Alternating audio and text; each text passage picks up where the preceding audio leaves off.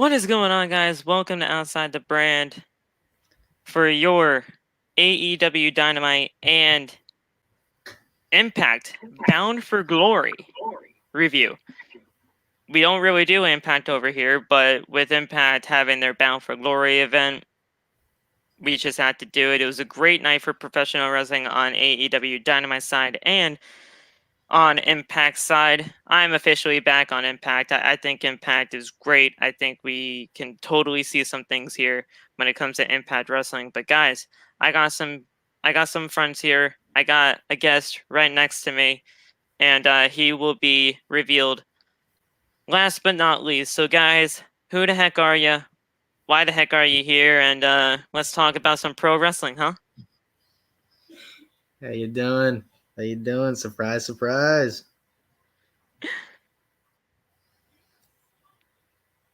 That's all you gotta say is just surprise, surprise. There it is. Yeah, I'm not really much of a plugger. You can shout out anything. I'm not really much of a plugger, you know what I'm saying? I just like to get straight into it. I'm not much of a plugger, you know. But I guess the link for his TikTok will be in the description because that's what we do here. Yeah, I'm much of a plugger. I just like to get straight into it. But you guys know me as Lewis. I was known as Mr. NXT, but co-king of NXT now. Let's just fucking talk some wrestling. Let's get hype. Man, you already know who it is, man. It's your boy, the Real 1C. Catch me on TikTok, the Real 1C. I mean, I come here every now and then now. I mean, obviously it's the weekend, so I ain't got shit to do, so I'm here.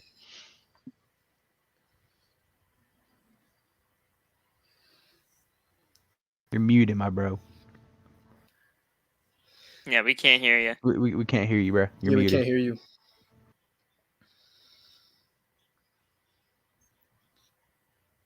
Still. Oh, all right, cool. There we go. There we go. Yeah, you already know who it is, man. Nate Tacoma 6 here. Nate the Great. Boom, out here. Yeah, man. Like Real 1C. I ain't got nothing to do, so I'm here. So, okay. All right, my man. Saw that we were gonna have a special guest, and I didn't want to miss it, so that's why I'm here. All right, well, there you go, guys. All of us, when it comes to our TikToks and everything, is down in the description. You guys can go follow everyone here. But without further ado, guys, I want to just talk about a situation before we get right down to the nitty gritty about AEW Dynamite and Bound for Glory. As we all know, yesterday were both shows because Dynamite was preempted due to to hockey, the NHL, and everything going on in TNT when it comes to the sporting events.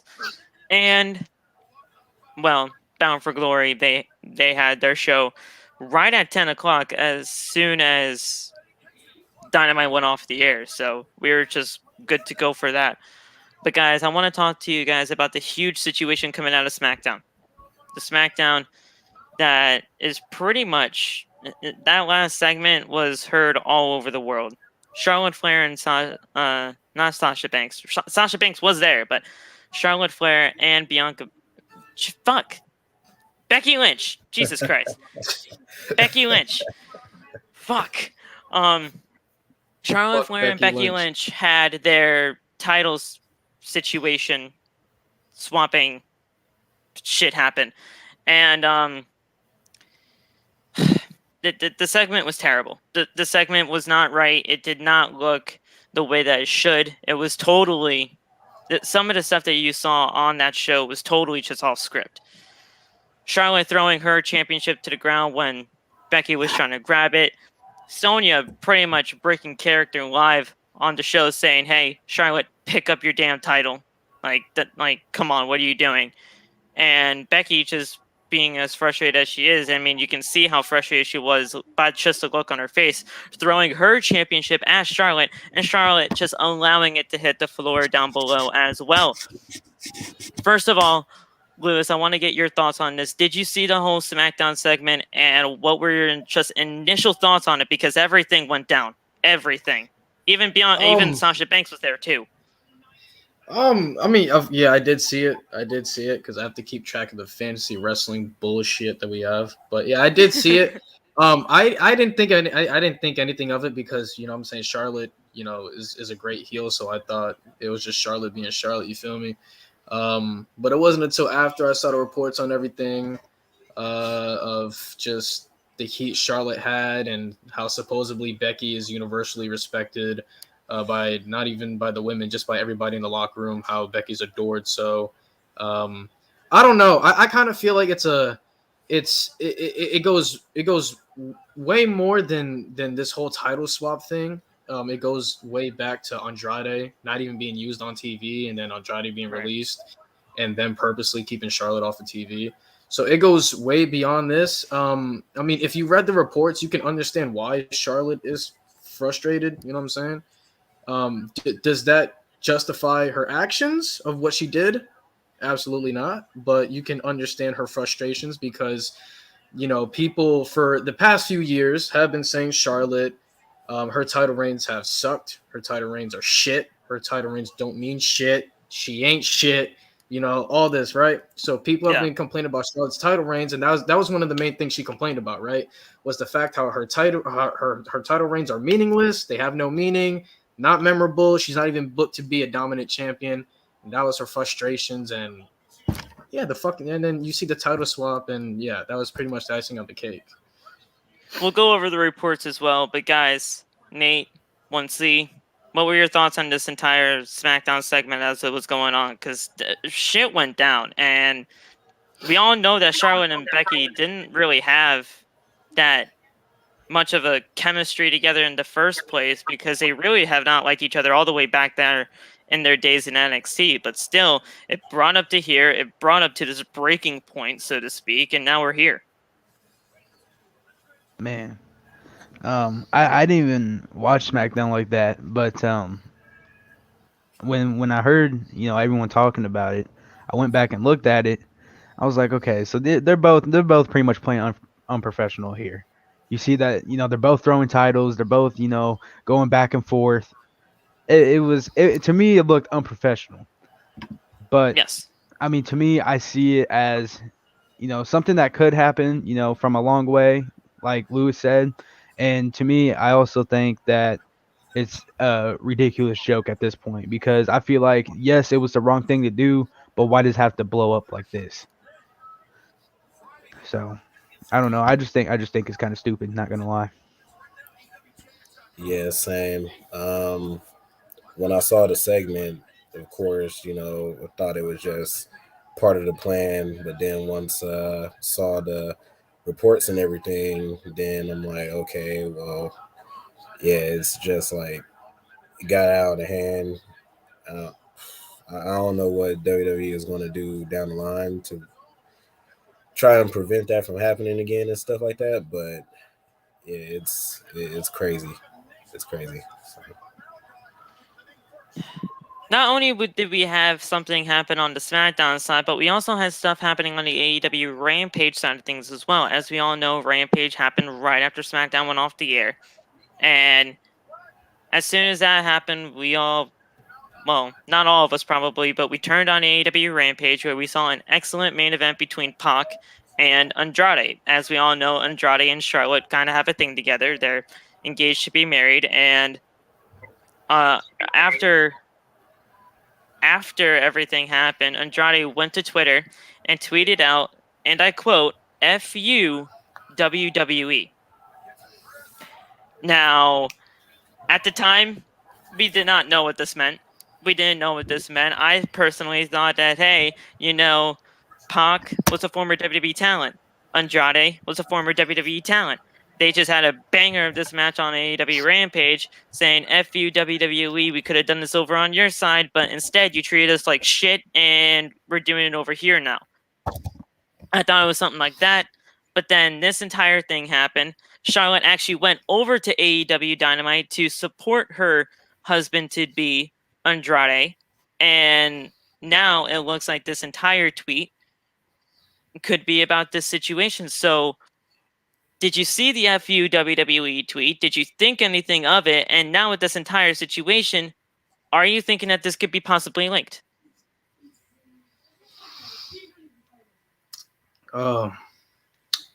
Yeah, I did see the tweet. I really didn't think anything of it at the time. Like you know what I'm saying, when I saw it, you know, I just thought it was Andrade being Andrade, but this feud, it's starting to turn into bad blood. Like it's on that level where it's really starting to get personal, and I don't know if I like it, because I would like for everybody to be safe and I like the friendly competition, but like this is like starting to get like very, very serious. Um yeah, that's my only thoughts on it. It's gonna get very serious. Like it's gonna get to that point where they want to kill each other, I think. Hey, all I'm gonna say is with this whole Andrade shit, them two need to link together. Bring AEW and WWE, link them together, have them have this one big giant brawl. That's what they just need to do at this point. But I mean, I can see like from Becky's perspective that that shit was uncalled for, and I can see why she could be mad. But at the same time, it's like Charlotte. I mean, it's Charlotte being Charlotte. Obviously, she was gonna do something like that, but I don't know. I do feel like Charlotte is the problem in this whole situation. I feel like anything she does in WWE is a bad situation, but I don't know at this point. Yeah. So when I saw the tweet from Andrade, I thought it was just Andrade taking shots at WWE, like how AEW been talking about competition with WWE for like the last couple of weeks and stuff like that. Right. So I didn't really think nothing of it. But then once we saw the reports of Charlotte and Becky with the bad blood thing, I'm like, okay, now I kind of understand it. Loft, what's going What's up, on? Loft? How are you, my man? My guy. Yo. You hear me? Yes, we can. How are you, my man? I'm chilling, bro. I can't stay for long because I'm in the streets right now. You feel me? All right. But, I just wanted to say about Andrade and Pac and the whole fucking FUW thing. I think it's extremely petty. I think it's kind of like when your girlfriend gets a new boyfriend and she goes and posts a picture with him and says, "Oh, look, I got a new," you know what I'm saying? I feel like it's stupid. They're amazing talents, you feel me? But they're amazing talents, but stuff like this, you guys are grown men. There's no reason for you to be tweeting. It wasn't about them being in WWE though. It was about the whole Charlotte thing. I don't believe that. I don't believe that for a fucking. Really? No, I don't believe that shit. Fuck that. No, in no way in the world. So you just think it's just them saying "fuck you, WWE"? I get where Andrade is coming from, but this is one of those situations where you gotta let Charlotte be Charlotte. You gotta let Charlotte handle her job. You know what I'm saying? Like you're in AEW. You gotta focus on you. I feel like obviously it's your girl. You're gonna defend your girl. You want the best for your girl. But at the end of the day, you gotta let your girl handle her business sometimes. Your girl is the face of the women's revolution. So she's gonna have a say-so on a lot of things. You gotta let her fight her own battles sometimes. You know what I'm saying? You gotta let her do that. I feel that. I mean, it's weird. The whole Becky and Charlotte thing, like once he said, I think it's kind of, you got to blame both of them in effect, even though I do believe it is more Charlotte's fault, because I do imagine Becky is very respected in the locker room. I don't know. I just hope it gets resolved, because I really don't care about this shit for her. I think both of them are much better than that, honestly. So all that other shit, I hope they settle it. If they got to like have like I wish shit like happened like I used to watch like old wrestling tapes, and they used to let the wrestlers have like old shoot fights like on dark matches, and just let them settle the differences and then separate it from there. You know what I'm saying? Like not like obviously it was sanctioned, but they would just let them like get their frustrations out because they're freaking wrestlers, and then get over it like that. You know, scrap, get over it. It's like it's they came from the same place. You know, so it's like I don't think they should hate each other as much as they do, unfortunately, or whatever the narrative is. But hopefully it's figured out soon, you know what I'm saying? Both of them are better than that. So Yeah. I can't stay for longer. If I get home in time while y'all still on, I'll come back in here. All right, my man. Yeah. Y'all stay safe. Yeah, we'll talk soon. Yes, sir. All right, see ya. All right, sorry about that, Nate. Loft not no, famous via satellite. Yeah. Via satellite. Yeah, I was pretty much done with what I was saying though. But yeah, like I don't know, like Law said, it's kind of like how you bring in your boyfriend to like defend you and stuff like that, and it's just a mess. It's just a mess. Yeah. Speaking of Andrade, I'm watching the last bit of AEW right now, so but, yeah.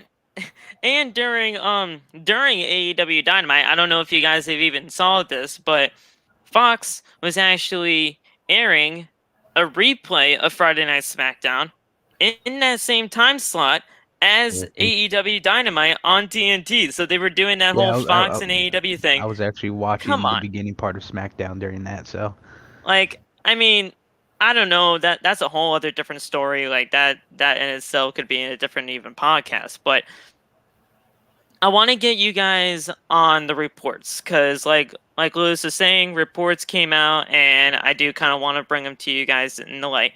PW Insider reports that Charlotte voiced her concerns about the title swapping segment earlier on that Friday afternoon. She didn't want her championship reign to look weak, and now, with that being said, we went over we went over what happened in that segment. She was supposed to hand the title to Becky, but she threw the title to the mat below, and because of the frustration with Becky, Becky threw the championship at Charlotte, and Charlotte just didn't even allow to catch it. She just let that one crash onto the floor below as well. According to Talk Sport, during the planning of Monday Night Raw that afternoon, so we're going back all the way to Monday now, Charlotte pushed to lose the championship to Bianca Belair. Because she thought that it was going to be a great way for her to start off her Monday Night Raw career with a big win over a woman like Charlotte. Now, with Flair leaving the gorilla position backstage on SmackDown without her even discussing with Vince McMahon about the segment or situation, what have you, she left the building to Orlando, like I said earlier. That's where AEW and were doing their Rampage and Dynamite shows. She left there to support Andrade, and that's when the whole FU WWE tweet happened. So she wanted to put over Bianca Belair on Monday. That didn't happen. They wanted to do this title swap in the first place, and and she didn't want the championships to look weak, but we got what we got. That whole situation happened, and boom. So, man, this entire situation has been, like Lon says, I want it to be resolved, but I don't think it's going to be resolved anytime soon. I really don't. My bad that I keep looking down at my phone because I have Charlotte. I have Charlotte like I have it favored on Twitter, something like that. Like I have her like name favorited on Twitter, so I can get like any update I can on her. Yeah. I just want to know her contract, man. This shit's pissing me off. Yes, the contract situation is very important too. But yeah, man, she wanted to put over Bianca Belair on Monday.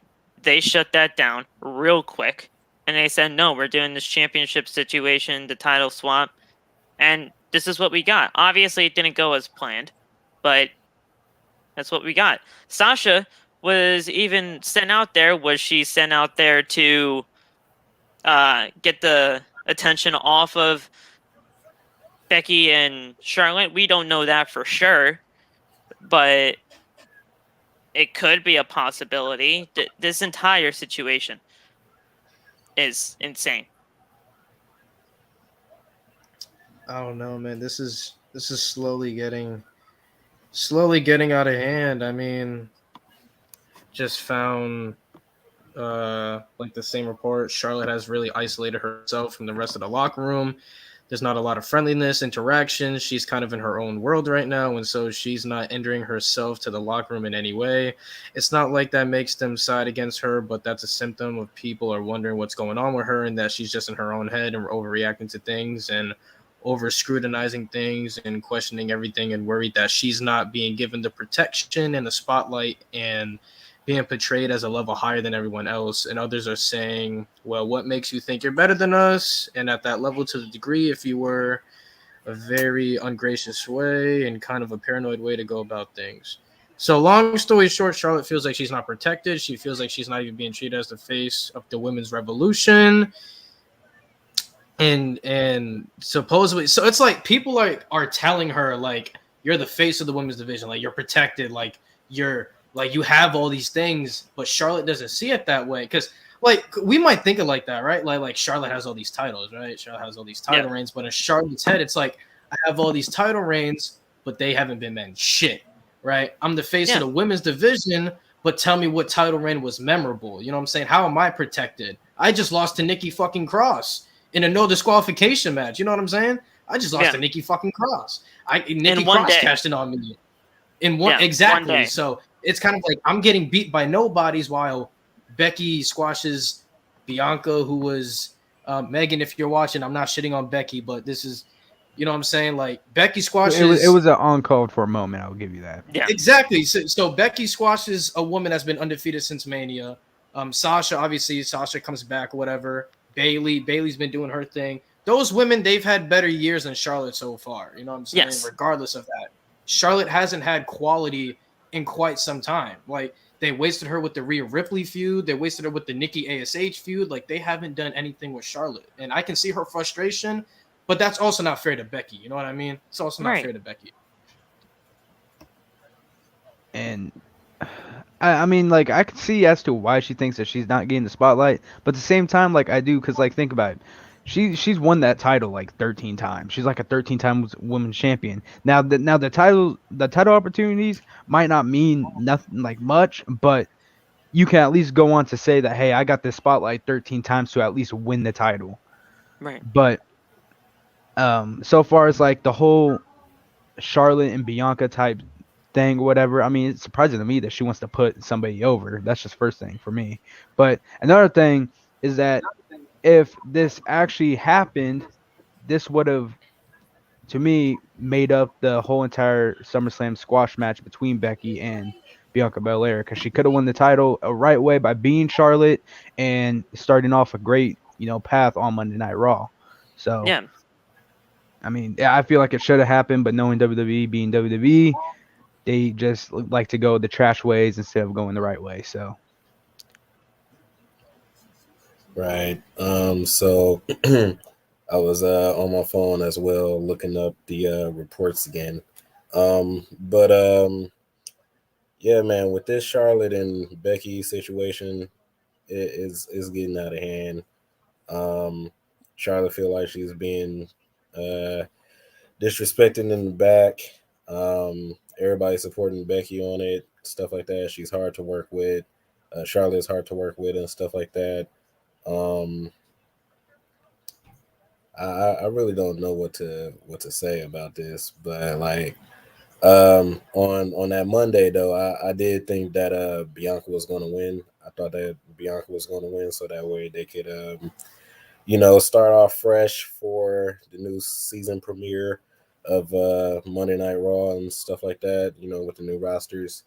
I think it would have been a great way for Bianca to start off fresh on Monday Night Raw, but WWE, man, going, with the way with Charlotte and Becky. So I'm just gonna have to see what happens now. But yeah, the situation between Becky and Charlotte is getting out of hand, and I don't like to see it. So now, I don't know if you guys saw any of the videos that I did earlier on that Friday when it came to TikTok, but I brought out that entire situation.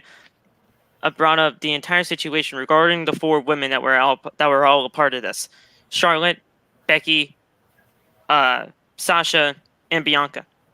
I said there was a perfect opportunity to do some kind of. You guys know I've been wanting the merging of the divisions for months now. I've honestly been preaching it for years. Actually going back all the way to 2016, before I even knew you guys. Like that's how long I've been wanting this.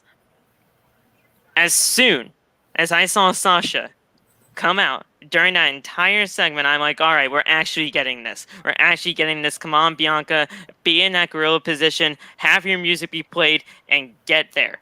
Because when I saw Becky was leaving, she said, "All right, I'm just gonna let you two handle this. See you later over on Monday Night Raw." I thought Bianca was gonna be over right there, right behind Becky, wave at her, and then force her into that ring, and then we were gonna have some kind of situation regarding those 4 women. Obviously, that didn't happen.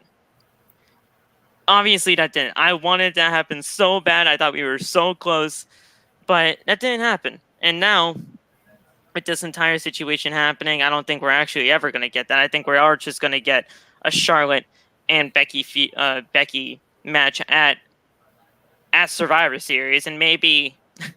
Do you think that this entire thing is just all built to build a story just to get us to Survivor Series, or do you think this is a legitimate thing? Because people are saying that this could be the story. You want to know what I truly think? I think, and I hate to be the guy to say this, but I think that we are going to have another version of the Montreal Screwjob, but this time with Charlotte. They're gonna fuck over Charlotte, one way or another. Okay. I don't know if they're gonna put her in a submission. I don't know if they're gonna count the pin fast, but they're gonna fuck her over with her title.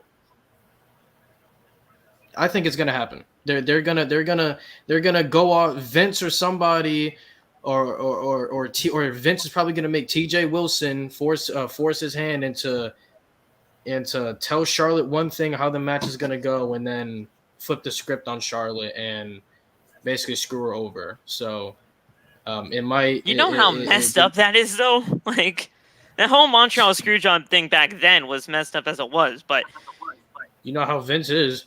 Vince will do it. That's very true. That's very true. He would do it. Yeah. Bret Hart, pretty sure he told Vince, like, shut up, I'm gonna go to WCW. Charlotte, she doesn't have to say she wants to go to AEW, but we know she wants to go to AEW. You know what I'm saying? Oh yeah, so, I'm sure Andrade is like manipulating the shit out of her. Yeah. I hate to be that guy, but they're gonna screw Charlotte over, and that's gonna be Charlotte's breaking point where she's like, "Fuck this, I'm done." Yeah, she's gonna say, "Fuck this company, I'm leaving." Right then. Exactly. You see what I'm saying? They're gonna fuck her over. Watch. Yeah, I could definitely see them doing the screw job all over again. It's gonna be fucked, but that's definitely what it's heading to at this point. But the thing is, guys, when it comes to that, it's not even gonna be for the title. It's not, because usually when it comes to the Survivor Series, it's just champion versus champion, nothing on the line. So unless they actually do a merging of the title divisions, that's what I'm saying. Merge the freaking divisions. You can add a fatal 4-way that still brings in the Raw and SmackDown concept. You have both titles on the line. You merge the divisions, because 6 women on one brand is not a division to me. I've been saying that for years. That's not a division. Merge the freaking divisions together. Have one championship. When you do the whole thing, make them go between both shows. It's that simple. But unless they actually do that, they could have easily avoided all of this. But who knows? Maybe that screwjob thing can happen. Nate, this entire situation. I'm not saying it is. None of you fuckers quote me on it. I'm not saying it's gonna happen, but. I'm just saying that as of right now, heated this thing could be. It could be a very good possibility that they fuck over Charlotte. That's what I think. If the championships are on the line, it could possibly be a possibility. Not quoting you, but it could be a possibility. Vince will tell her, "You're gonna win both straps." Nope. He gonna make the referee do a fast count on her ass. A fruit roll up. Oh my God! It's fruit roll up season over here. By the way, when you talk about merging of the divisions, yeah, I think the title should be purple, but that's just me. That's what Loft said in the Friday Night SmackDown review. He literally said purple. Loft got great taste. It should be purple. It should be purple. It should be blue. Blue and red makes sense. Red and blue make purple. It makes sense. Yeah, makes sense. But guys, I mean, that's it. That's the entire Charlotte and Becky situation. I did want to let you guys know all about that. You guys have probably heard it already. I'm not treating you guys like you're fucking idiots like Vince does every single Monday night on Raw. But I mean, that we just wanted to bring it over to you. But guys, it's time to talk about the actual shows now. I want to talk about AEW Dynamite first. As you guys can see by the background, it's totally being covered up by our cameras, but that is the AEW background on the screen right there. And guys, AEW Dynamite for Saturday was a great show. I know a lot of people here on the OTB side of things didn't truly watch it. I know I did. I watch Dynamite every single week. It's appointment television for me at this point. So did Lewis. I don't know if it's appointment television for him, but it's definitely something that I have to watch every single week. Definitely in the same boat. I have to watch AEW every week. It's a must. All right.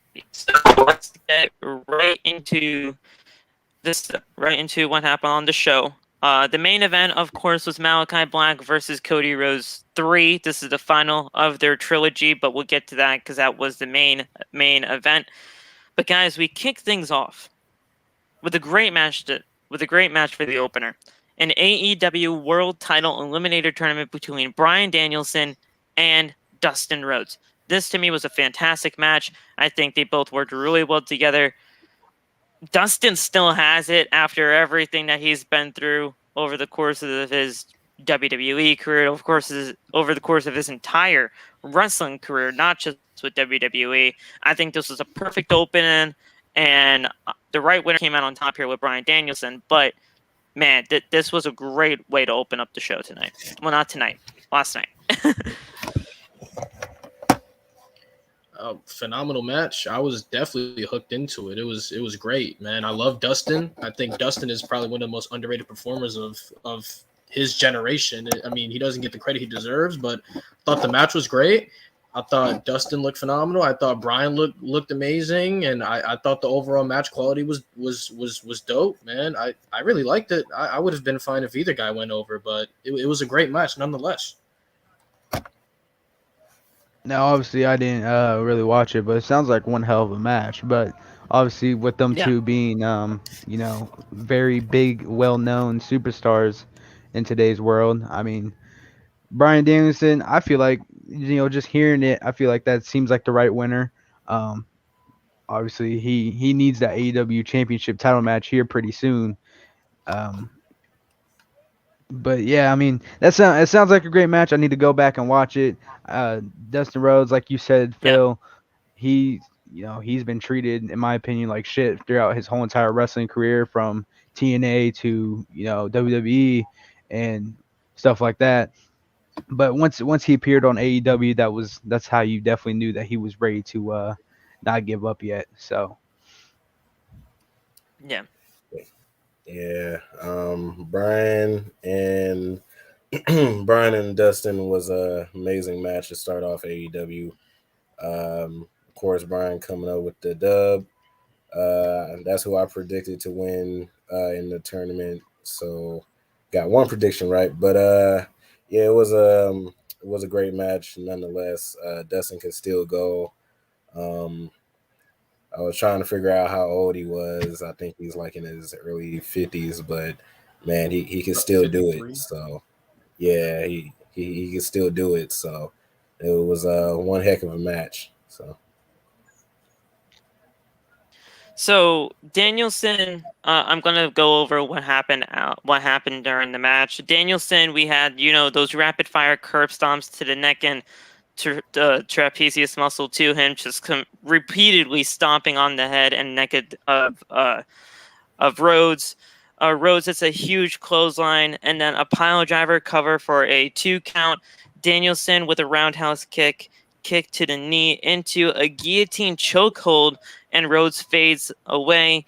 Danielson gets the body scissors to lock on it fully, and Rhodes just passes out.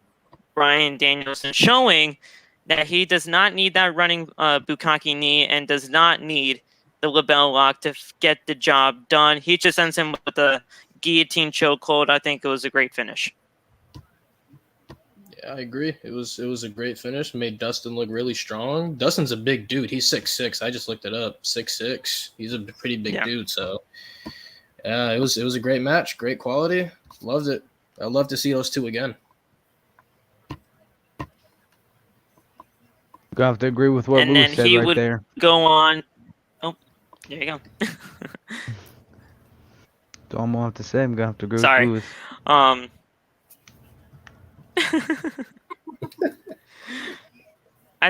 I think the guillotine choke was a great way to do it. I mean, like Lewis said, the man's 6'6". You're gonna have to chop the man down. He's obviously the more powerful of the two when it comes to Bryan Danielson. I mean, look, I still have to freaking get used to it. I don't know why I had to get used to it, still calling him Bryan Danielson instead of Daniel Bryan, but it's just a mental thing with me, I guess.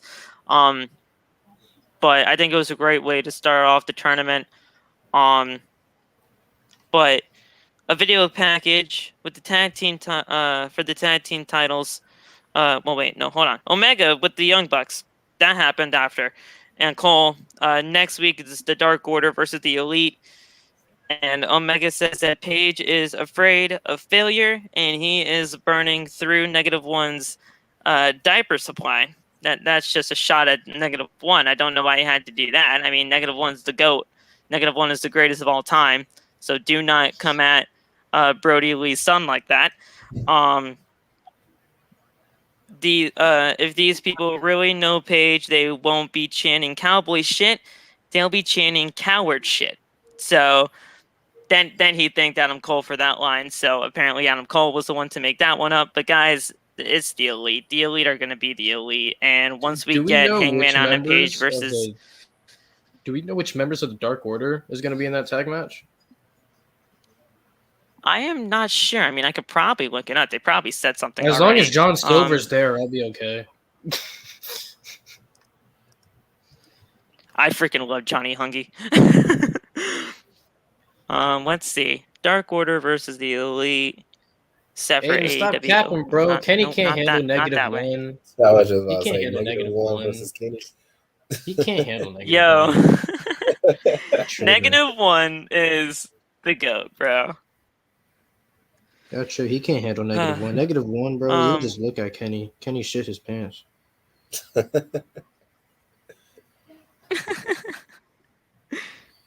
Yeah, I'm not finding anything right now. I'll definitely look forward to it though when it actually does happen. They'll probably release something as we get closer to Wednesday night, but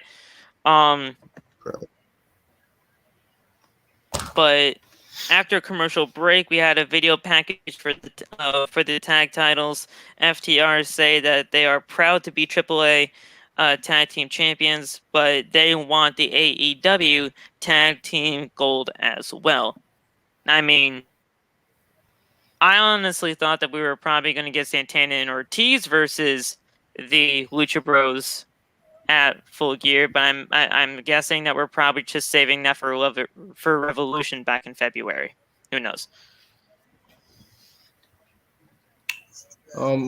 Yeah, I thought the same thing. I thought Santana and Ortiz, you guys know what I'm saying, my Boricua boys, I thought they were gonna get their shot. But they're in this whole thing with the American Top Team right now, so I mean it just makes sense. But even then, so the American Top Team feud, it's pretty good right now. Completely agree with you there.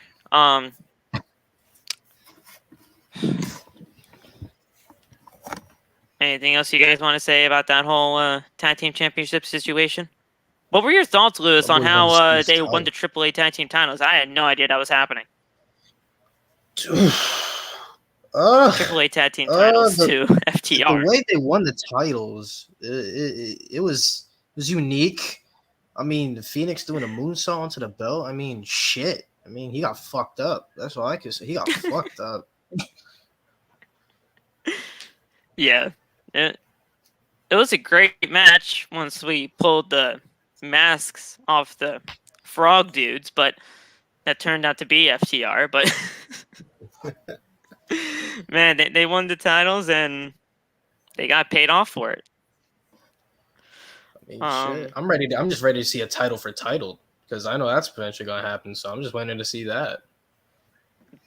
Yeah, and, that would be great. A video. Tony Schiavone was in the ring. He introduced Sting for an update on Darby Allin. Before Sting can say anything, MJF's music hit, and MJF says that he's not here to start a fight. he's here to have a gentleman's chat. MJF says that the truth is Darby Allin is not coming back. Shut the fuck up, Chance. We're going through the arena. I freaking love it. And MJF is great at those comebacks. MJF says he isn't fooling anyone. Everybody who's been a friend of Sting has left him because of Sting's negligence, and Darby is just like Sting. Sting's friend Lex Luger down in a wheelchair, which of course that you really had to. The man just knows how to really hate your guts. Talking about Lex Luger and the whole wheelchair situation. I love MJF, but sometimes I don't even know if his lines are even too far once in a while. Man, MJF goated, man. MJF, he's just good. MJF can call me a piece of shit, and I'll be like, yes, I am. Yes, I am. Yes, I am. MJF, Yes, I so am. good. He's just so good, man. He really makes you hate his guts. I don't hate his guts. I'm like, speak the truth. Speak the truth. Yeah, he's easily going to be one of the best heels of all time, in my opinion. Easily.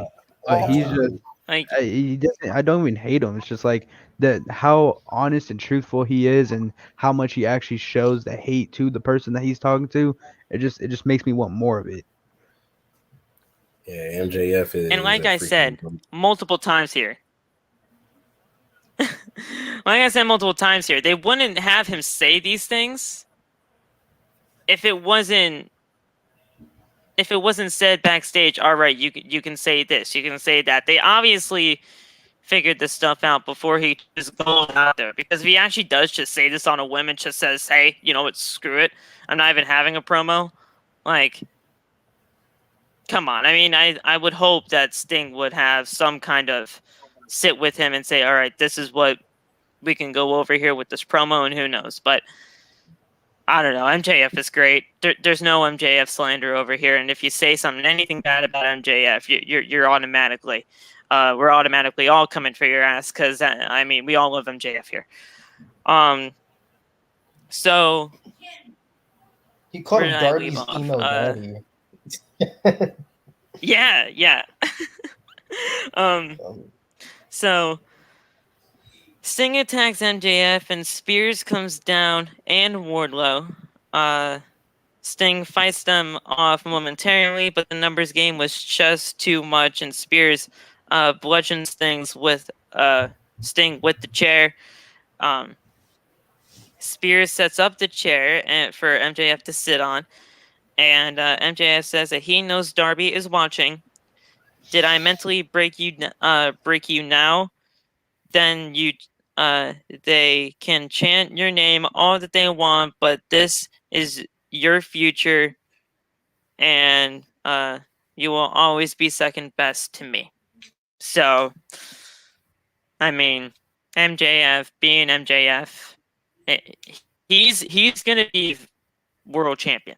He is, and when that happens.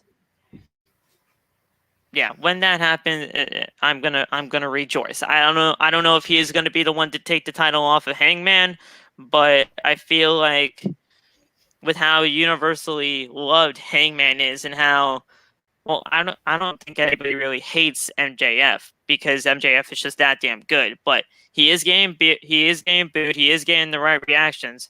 It's just everybody loves it so much that they're just like, all right, fine, we'll actually boo this guy who's actually supposed to be a heel. MJF would be kind of a perfect guy to go up against, because of everything that that Hangman has done. I mean, he drinks, so they can easily figure something out with that kind of storyline, and then just go on from there. Who knows? Shit, MJF. I mean, but first he has to win the title first. The AEW World Title picture is so much of a toss-up, because we all agree Hangman is going to win, and Hangman is very much long overdue. But then it's like, who's next? Because you have the crowd that wants Andrade to be world champion. You have the crowd that wants Punk to be world champion. There's the crowd that wants Bryan, MJF. I mean, there's still that Jungle Boy crowd that wants to see Jungle Boy win it. So, I mean, I don't know. The world title picture up in the air right now.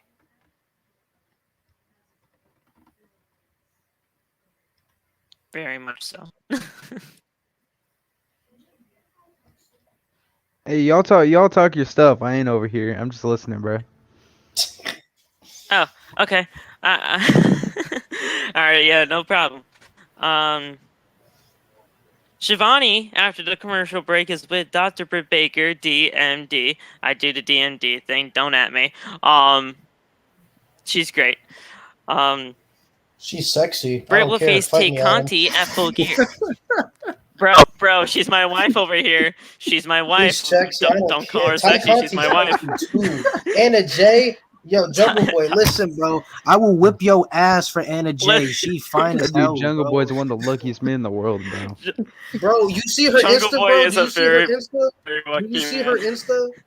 It's the hair. Yes. It's Jungle Boy's hair that pulls it off, bro. She's Yes. fine, yo. I don't care. All right, my bad. Back to and when -1 was just getting introduced into everything, and he was like taking bumps on the ramp and everything, he was being paired up with Tay Conti too. That young man is one of the luckiest people in the world.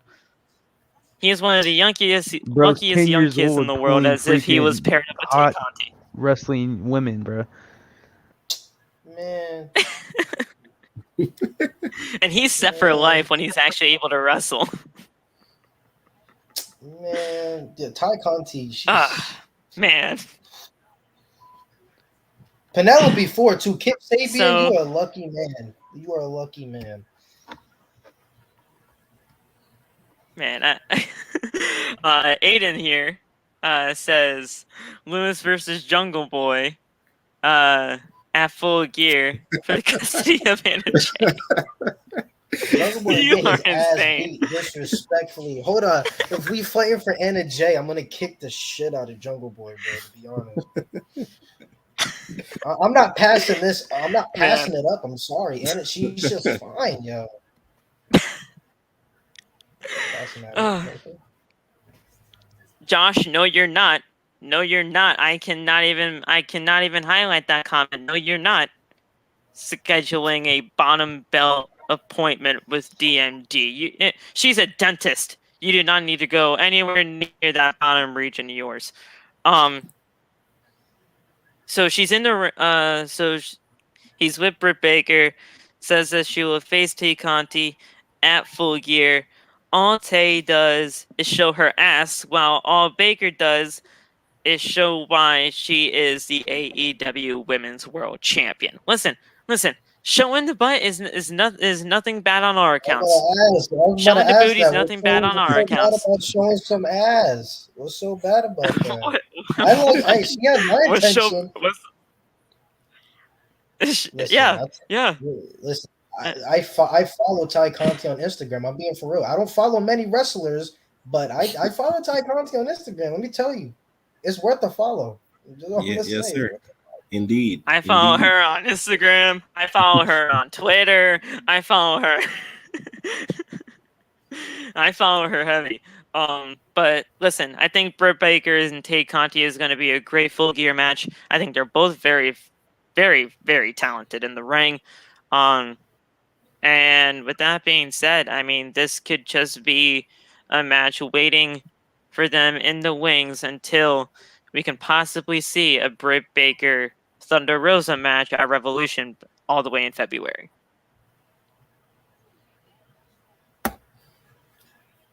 Yeah, it is. I'm happy for Ty Conti finally getting a title shot.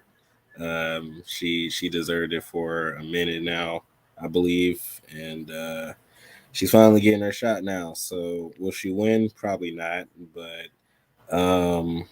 yeah, as long as she's getting a title shot, I'm all for it.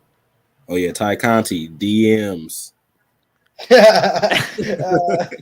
DMs. Yeah. Hey, you miss 100% of the shots you don't take, man. I respect it. He's been saying that about like I don't know, maybe the past five women. I've been meaning to do this for a while. I have Trish a poster up Stratus. here. Listen, Trish Stratus. Trish Stratus, listen, hear me out here, Trish. Listen. Holla at Papi Chula real quick, you know what I'm saying? Holla at your boy, you know what I'm saying? Hey, listen, Trish, you know what I'm saying?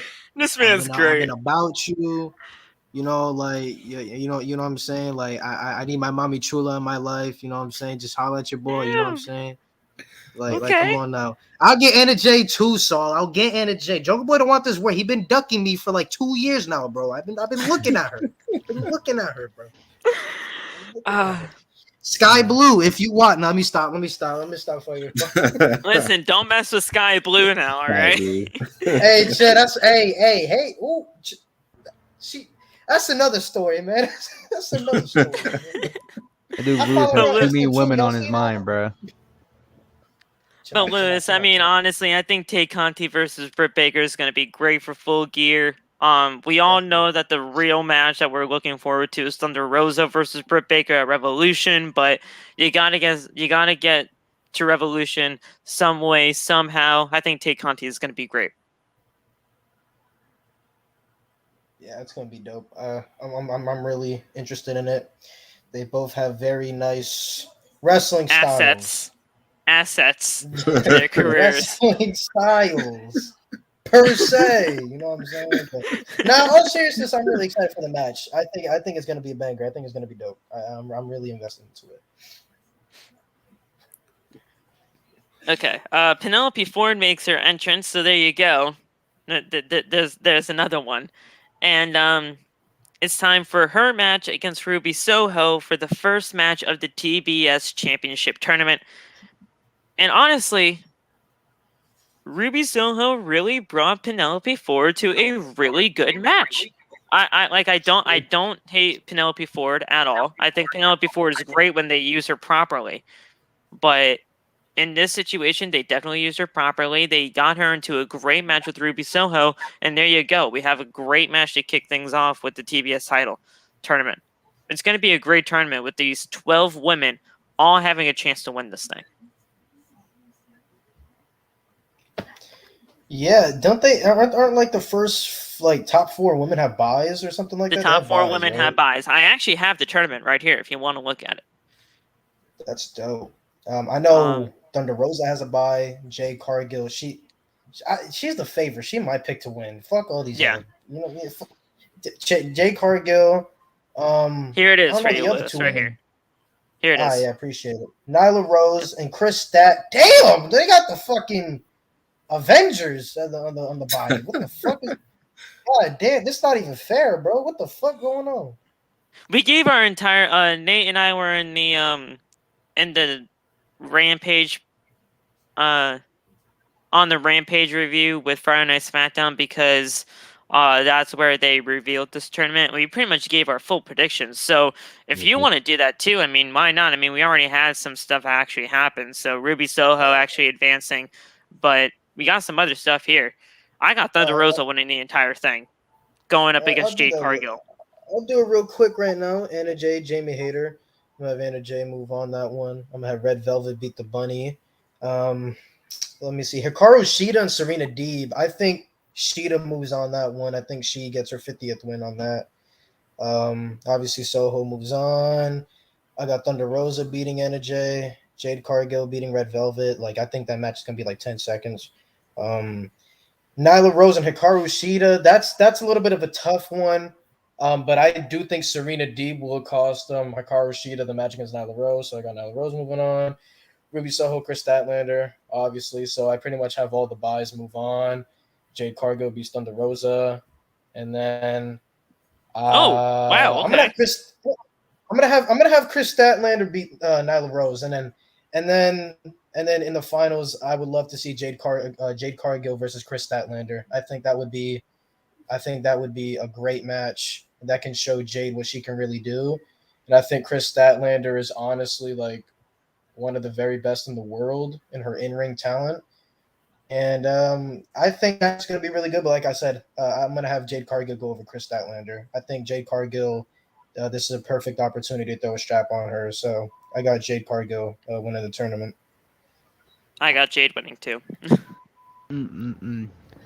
I feel as if this is probably going to be one of the most common wins when it comes to this tournament. But I got my money on Ruby Soho. Okay, Pushing it to the moon real quick, huh? Mm-hmm. I respect that. It could happen too. I respect that. I honestly wouldn't be shocked if it was Jade Cargill and Ruby Soho in the finals. Or if they wanted to do the whole Thunder Rosa Ruby Soho because they were the last two women in that Battle Royal where Ruby Soho made her debut. So there are a lot of things that can go on with this. Yeah, There are. There really are. Originally, I was thinking about Jamie Hayter turning on.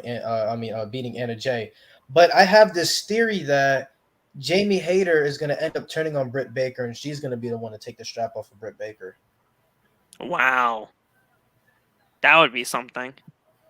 So that's why I don't have Jamie beating Anna. But I do think the finals will be Jade Cargill and Chris Statlander, and I think that match would be fucking fire. Couldn't disagree with you on that point. Point is, though, Penelope Ford and Ruby Soho kicked things off great in this TBS Championship tournament. The final sequence was Soho hitting an STO and Ford hitting a roundhouse kick and then a gutbuster cover for a 2 count. Bunny is trying to throw brass knuckles into the ring to Penelope Ford, but the referee sees them, has his foot on top of him, and the bunny being the bunny, she was so shocked she literally screeched the word "what" out of her mouth, and she's like, "What? What?" And she's just like getting all confused and everything like that. So referee's like, no, what are you doing? Rick Knox is one of the best referees of all time. I don't care what anybody says. I love the way that he does his things. And the referee sees them. Soho actually does a roll up. So here's fruit roll up season, Nate. sure. And we got the 1, 2, 3. It's a fruit roll up, the most devastating move of all of entertainment. Fuck the rock bottom. It's a roll up. It's a roll up. Fuck yeah. Fuck the people's elbow, I should say, because that's what they call that. They hit But Johnny Boy with a fruit roll up for Anna J. No cap. You're not kicking out.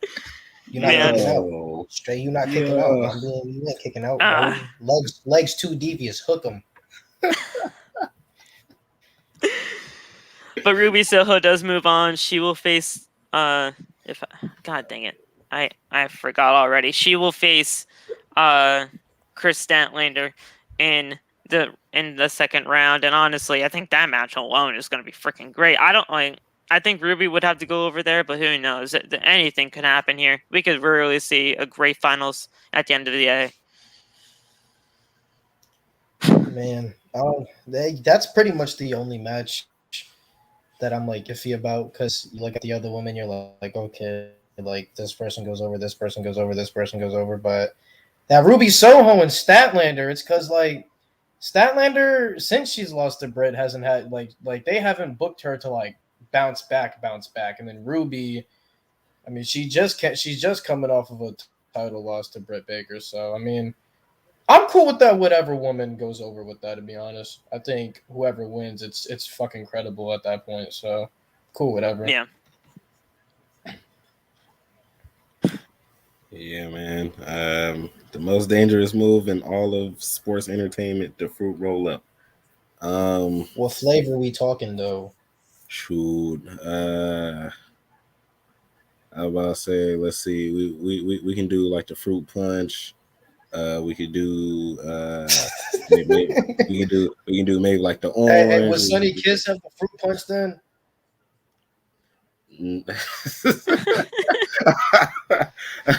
Are we doing something with Orange Cassidy with the orange punch or something like that? The Orange Cassidy with the orange punch, the fruit punch. I was about to say that Sunny Kiss one caught me off guard. I wasn't ready for that. But where the heck has he been, by the way? Just been on Dark Elevation, or is he just not here? I'm I'm going to hell what I thought in my head because when you said he, I was like, I Or forgot. listen, He's the guy. yeah, I'm Yeah. gonna get canceled. Well, it's like but at which the is same fine. time, it's like you can't like Listen. you could see him as a girl because like I feel like that's what he's trying to accomplish here is that he's trying to become a girl. listen, Yeah. we're not gonna go I'm into not- it. I'm We're not all gonna pushing get on that canceled subject. here. I don't want to go. I don't want to go into It's it, just especially, it it's just goes- in my especially when we're head live. when Phil was like, where the heck has he been? I'm like, oh shit. Holy shit! That guy he is a dude. He was like, I was like, "He." oh Yeah. shit. I'm sorry, guys. I Listen, apologize. listen. Honestly, this is the first time ever Sunny Kiss has been mentioned on this podcast. We've never really mentioned that character because, listen, they don't use him. They really don't, unless I'm not seeing it. And the last time I really remembered Sony Kiss was when he got obliterated by Kenny Omega. Last time I remember Sony Kiss was his Oh, TNT Saul's here. match against Cody. That's the last time I fucking What up, Saul? remember. My guy Saul. Hey. What's up, y'all? What up, Lewis? Just came to swing by. So what are we talking about, bro? Well, we were talking about Sunny Kiss, but we're moving on Oh. from that now. But we You're just a dick finished. for that. We just finished talking about the Ruby Soho Penelope Ford match. Oh, that sounds. Yeah, go ahead. Yeah, it was. Yeah, I watched it on YouTube. It was a good match. But the fruit roll up, come on, bro. Like Fruit yes, roll sir. up. the Yes, fruit sir. roll-up. The dangerous finish move, bro. It's dangerous, bro. Watch out for the fruit roll ups. No, watch out for Arn Anderson's Glock, y'all. That's danger. That's more dangerous. Listen. We'll talk about Arn Anderson very soon because that All right. that right there Brock Anderson. that Glock that right Anderson. there. But guys, up next we had Bobby Fish literally destroying Anthony Green. This guy, Bobby Fish. Like I can literally read the entire match to you out, read out the entire match because it was that short. Fish with a big forearm and Green fights out. Hits across the body. Fish hits strikes and kicks. A senton over the ropes, cover for a 2 count. Fish with kicks in the corner. Huge sideline sliding lariat. Fish with an exploder suplex into the ropes. Last rights kick, cover 1, 2, 3. Very short. After the match, Bobby Fish actually attacks Anthony Green, and out comes CM Punk. Out of nowhere, honestly. CM Punk comes out, runs into the ring for the save, and we get huge CM Punk chants roaring through the arena. It was later on revealed that we will be getting CM Punk's Dynamite debut next week against Bobby Fish. That match is gonna bang. It's gonna bang. That match sounds fire. Yes, sir. That match is gonna be lit. I can't wait for that one. But I'm telling you That's right the now, whole- I listen. Bobby Fish is going to be 2 and 3, Well, mostly. Yeah. and like, listen, I love Bobby Fish. Don't get me wrong, but unless CM Punk really wants to, just really desperately wants a match against Bobby Fish, I really don't see the point in all of this. Well, I still really know how don't. much- well, honestly, we still don't know how much fish he could fry. So there's your there goes he that. can fry any How fish much out, fish could fry Bobby as many fish as fry he with? wants. Bobby Fish could fry fish. There you go. Phil knows- Lewis knows the vibes. But guys, I mean, with him going up against CM Punk, like I said, like you guys said, it's going to be a great match. But unless really Punk wants this match, I really don't see the point in all of this. Why is he getting these matches when, honestly, we could see somebody more in this kind of spot? I mean, he's not getting the crowd reaction as we all thought he possibly could have been. I mean, with him, without Kyle O'Reilly here, and Kyle O'Reilly's a big situation when it comes to all of this. Adam Cole was probably a big push to get him here. what are your guys' thoughts on all of this? I mean, Punk will face Bobby Fish, but who knows? It's a weird situation. I like the match. This actually, because I know a lot of people started watching like Adam Cole, O'Reilly Strong, and Fish during their time in NXT because a lot of people are WWE watchers. I had the privilege to watch Bobby Fish when he was in Ring of Honor, and I seen Bobby Fish more than a glorified tag team wrestler. So this actually puts Bobby Fish out there to show people like what he can actually do. Like he's more than just a tag team guy. Yeah. That he can actually be a really really good mid card champion because he was television champion in Ring of Honor. So this is a good time for people to understand how great of a in ring performer and singles competitor Bobby Fish is. So you fully believe that he can be a single star in AEW when it's all said and done around here. He doesn't have to be with Kyle O'Reilly if he actually even does show up here. No, he doesn't. No, he doesn't have to be with any of those guys. I think right now it's a little bit too iffy to make him a star just because of the amount of fucking people that there are. I mean, do you see fucking AEW? They're on crack right now. Yeah. But I think give it about a good year or two. I could definitely see him being a good TNT champion. He doesn't need to have a character because AEW is not like that where you need a character to get over if you're really good in the ring. I mean, that's good enough for Tony Khan. So, yeah, I mean, it's also the main part. He has to stay healthy because his injury history for the past 3 years have been really, really, really fucking bad. But I do believe he can be a star, like definitely.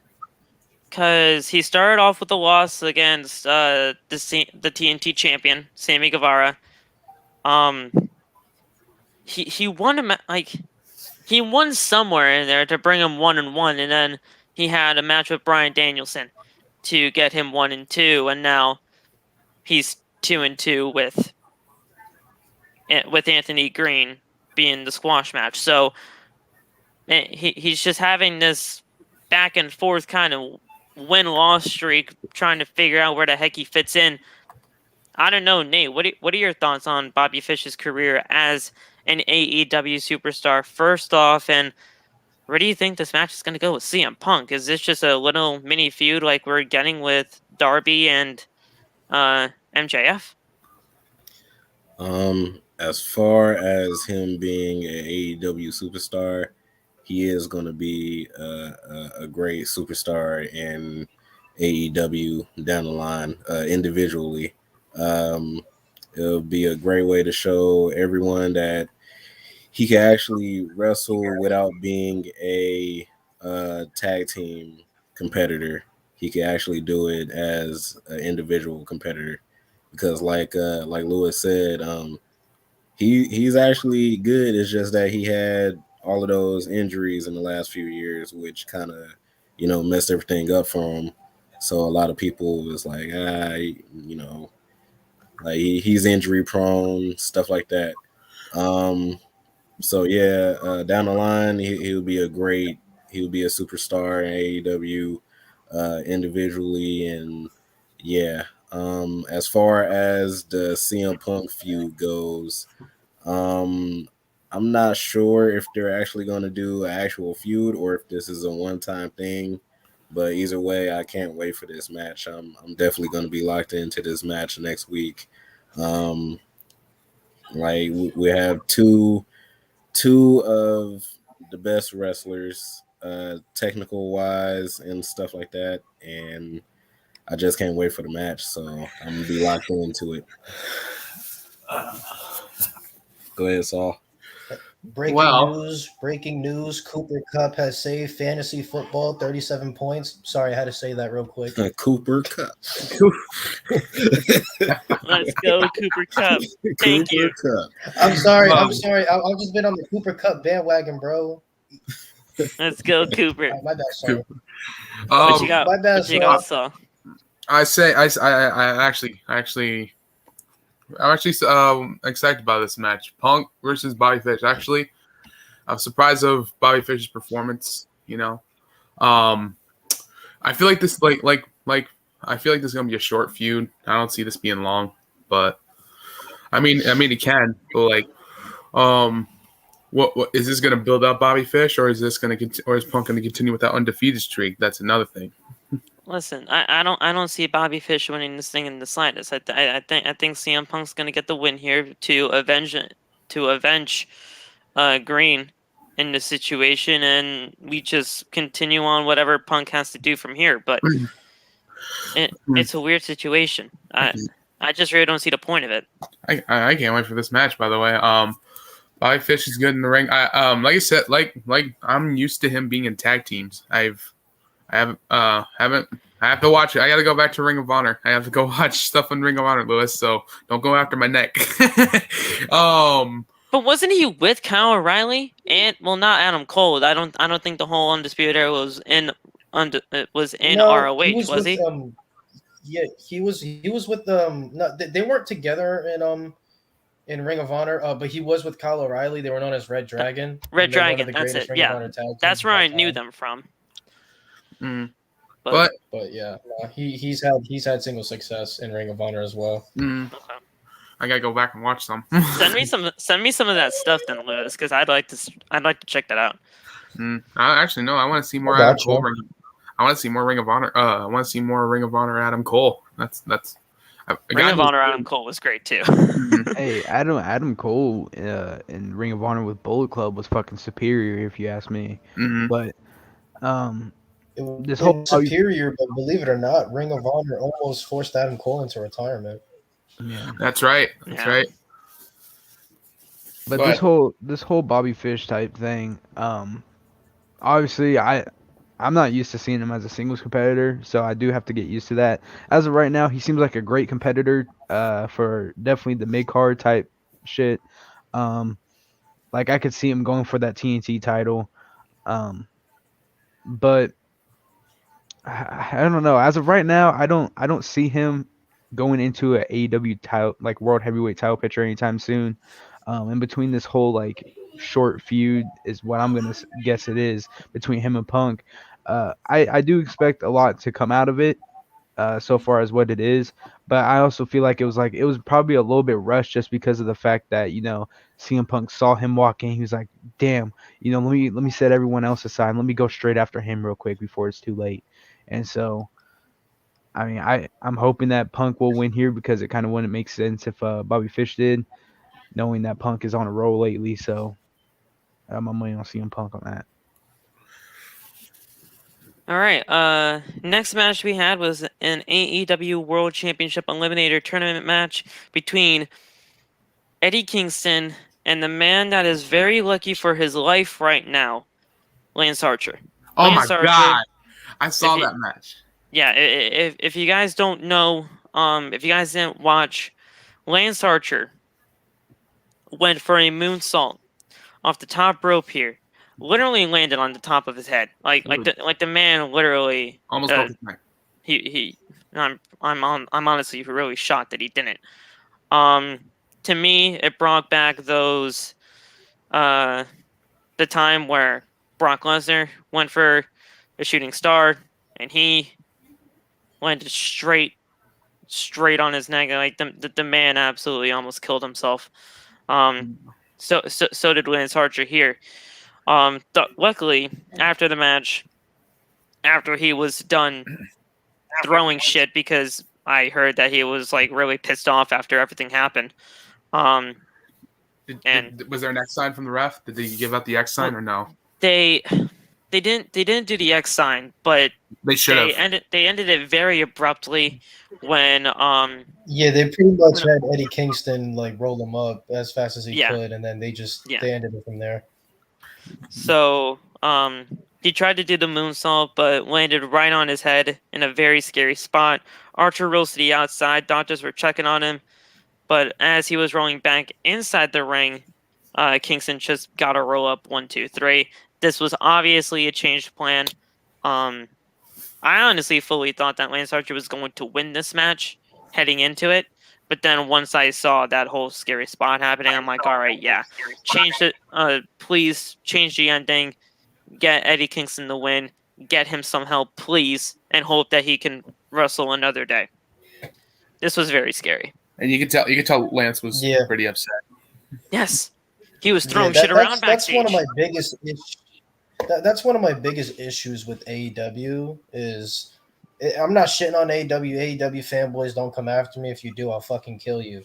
But one of my biggest issues with AEW is they tend to have almost every match have like a spot. You know what I'm saying? Yes. And Lance Archer, as much as he can do a moonsault, he really shouldn't be doing He a didn't need to be fucking doing Yeah, that. moonsault. he's didn't. definitely not the guy that should be taking spots No. like that. That man's Like, that he's man's a heavyweight. too damn big to be doing. Can he do that? Yeah. Is it cool that he can do it? Of course, but like, dude, There's a almost lost his difference. fucking life. Like, There's a difference between a guy like Lance Archer and a guy like Keith Lee. Oh, Keith yeah, or Lee can even- do those spots. Or even Lance Archer and then a guy like Dominic Dijakovic. Like, you know, Dominic, yes. I'll compare him to But- more of that because No, but because even then then, so I just feel like guys that big, they shouldn't do those spots. If they can do it, that's cool. It's If they cool can if they do do it, it that's once in one a thing. while. Yeah, if they could, I'd be cool if they do it once in a while, but they don't need to have Lance Archer do that every match. Like, especially with a guy like Eddie Kingston. No disrespect to Eddie Kingston, but Lance Archer could handle Eddie Kingston like it's nothing. Like Yeah. he doesn't need a fucking moonsault. that finish. all was- of this could have been avoided if that spot was just not booked into the match. Pretty much, yeah. That botch was just ugh. Like Doesn't help that he's a tall dude either. So when Yeah. as soon as he did Yeah. the moonsault, Tall it as was hell. like- that's why I'm afraid sometimes that I'm a big guy myself. That's why I'm afraid to go off the top rope myself. You know, like I don't want to break my neck. So I'm saying, guys who are big or tall, like I just think they shouldn't do those spots as often as they do it. Like Keith Lee had a cutoff on it because obviously he came back. He's getting back into in-ring shape, and COVID kind of messed with his lungs, so he can't do those spots anymore. Dijakovic really doesn't do those spots anymore. Like I just think you like guys that big, T-bar. just because like Well, just because Dijakovic went under a whole new change. Poor That's yeah, T-bar. because went under a whole new tall they are, character. bro, Poor T-bar. and, Poor it just T-Bone. fucks their That's what we head. call him in this podcast. We call him Call him T-Bone. T-Bone. Poor T-Bone. Taboni. Poor But- T-Bone. And then you got Moose. Poor Moose. Listen, That's what we call Mace. that's what Love calls Mace. Yeah, that's what Locke calls me. He calls him Moose. I was like, Locke, there's There's already only a moose one out moose there. here, and we'll talk about him soon. Wrong moose. There's only one wrong moose. I was about to go. I was wrong moose. I was like wrong moose. We'll get to that later. Though. Yeah, we'll get to that Um, later.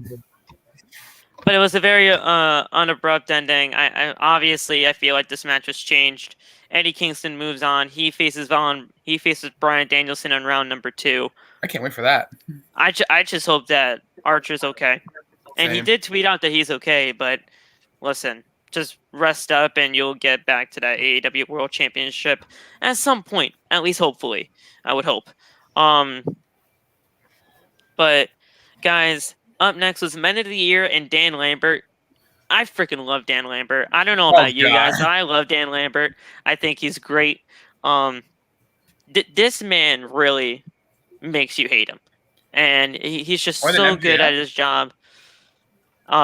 He's doing great things with Ethan Page and Scorpio Sky. Pretty much all of this, what it led down to was it'll be Ethan Page versus Sammy Guevara for the TNT Championship next week.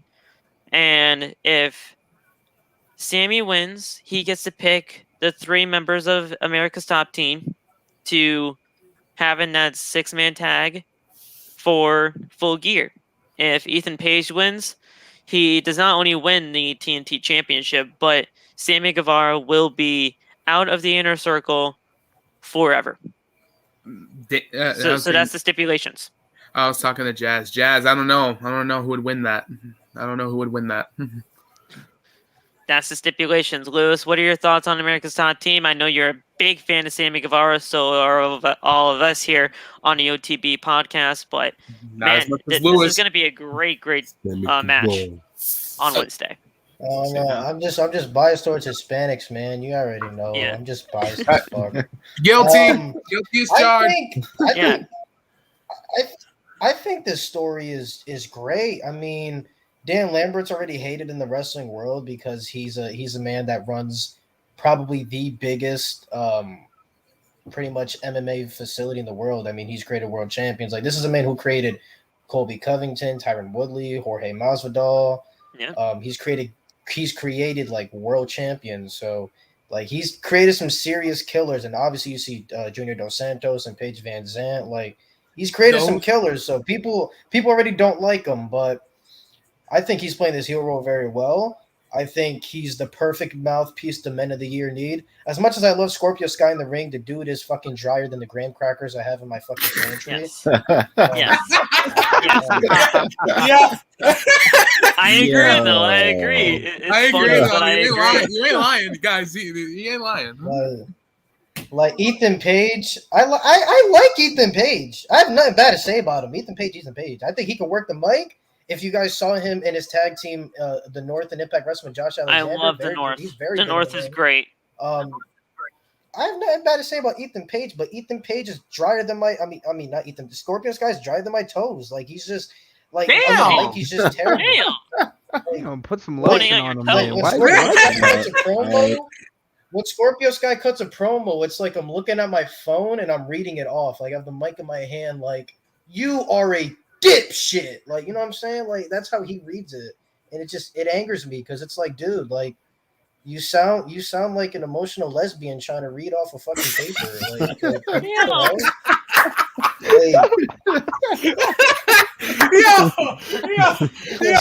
Okay, here's the thing. As you guys can tell before, I mean, we didn't have a filter before, but if Lewis ever comes on here, just be prepared because this man has no filter. He's gonna say whatever the fuck he wants to say. Get out of here. This man, that's how Lewis for you. I mean, we all know Lewis outside of the whole entire wrestling world and shit. So he's gonna say whatever the fuck he wants to say and get out of here. But you know what? I'm fine with it. I'm fine with it. It's cool.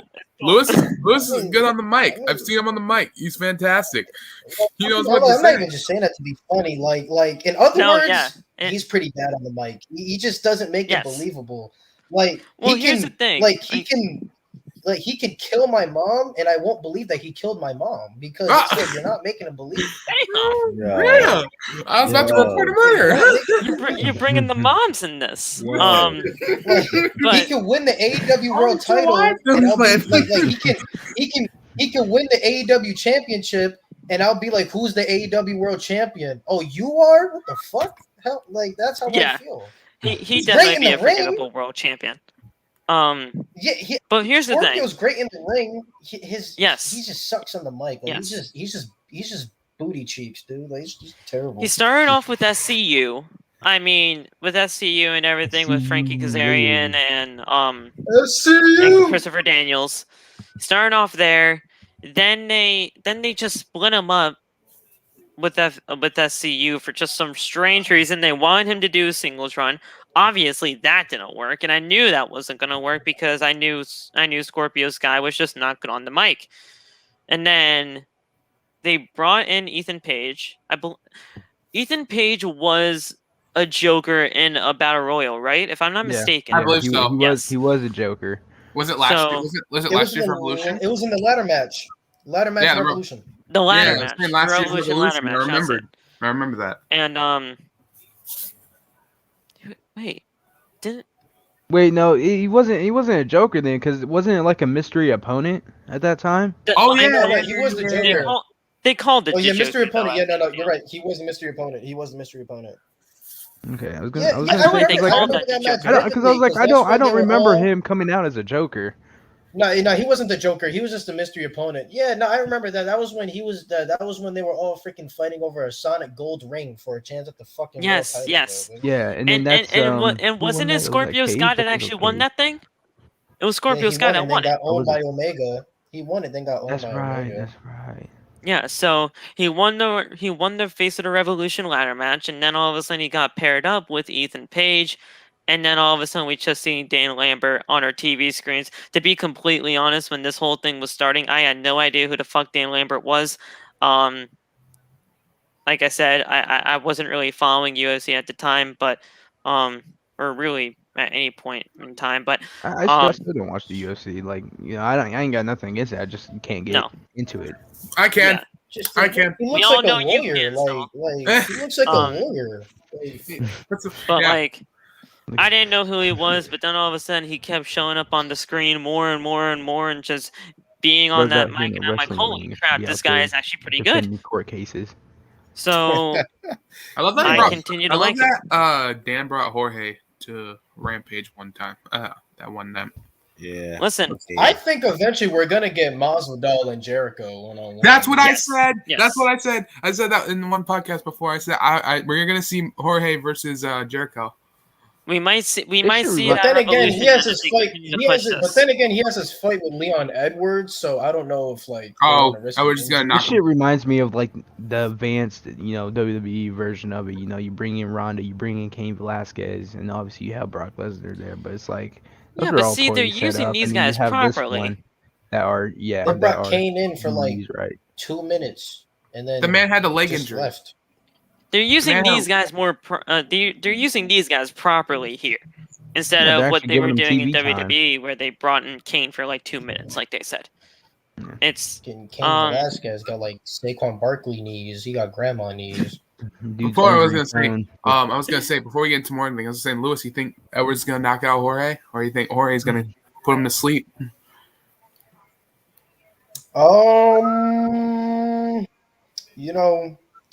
That's a very good question.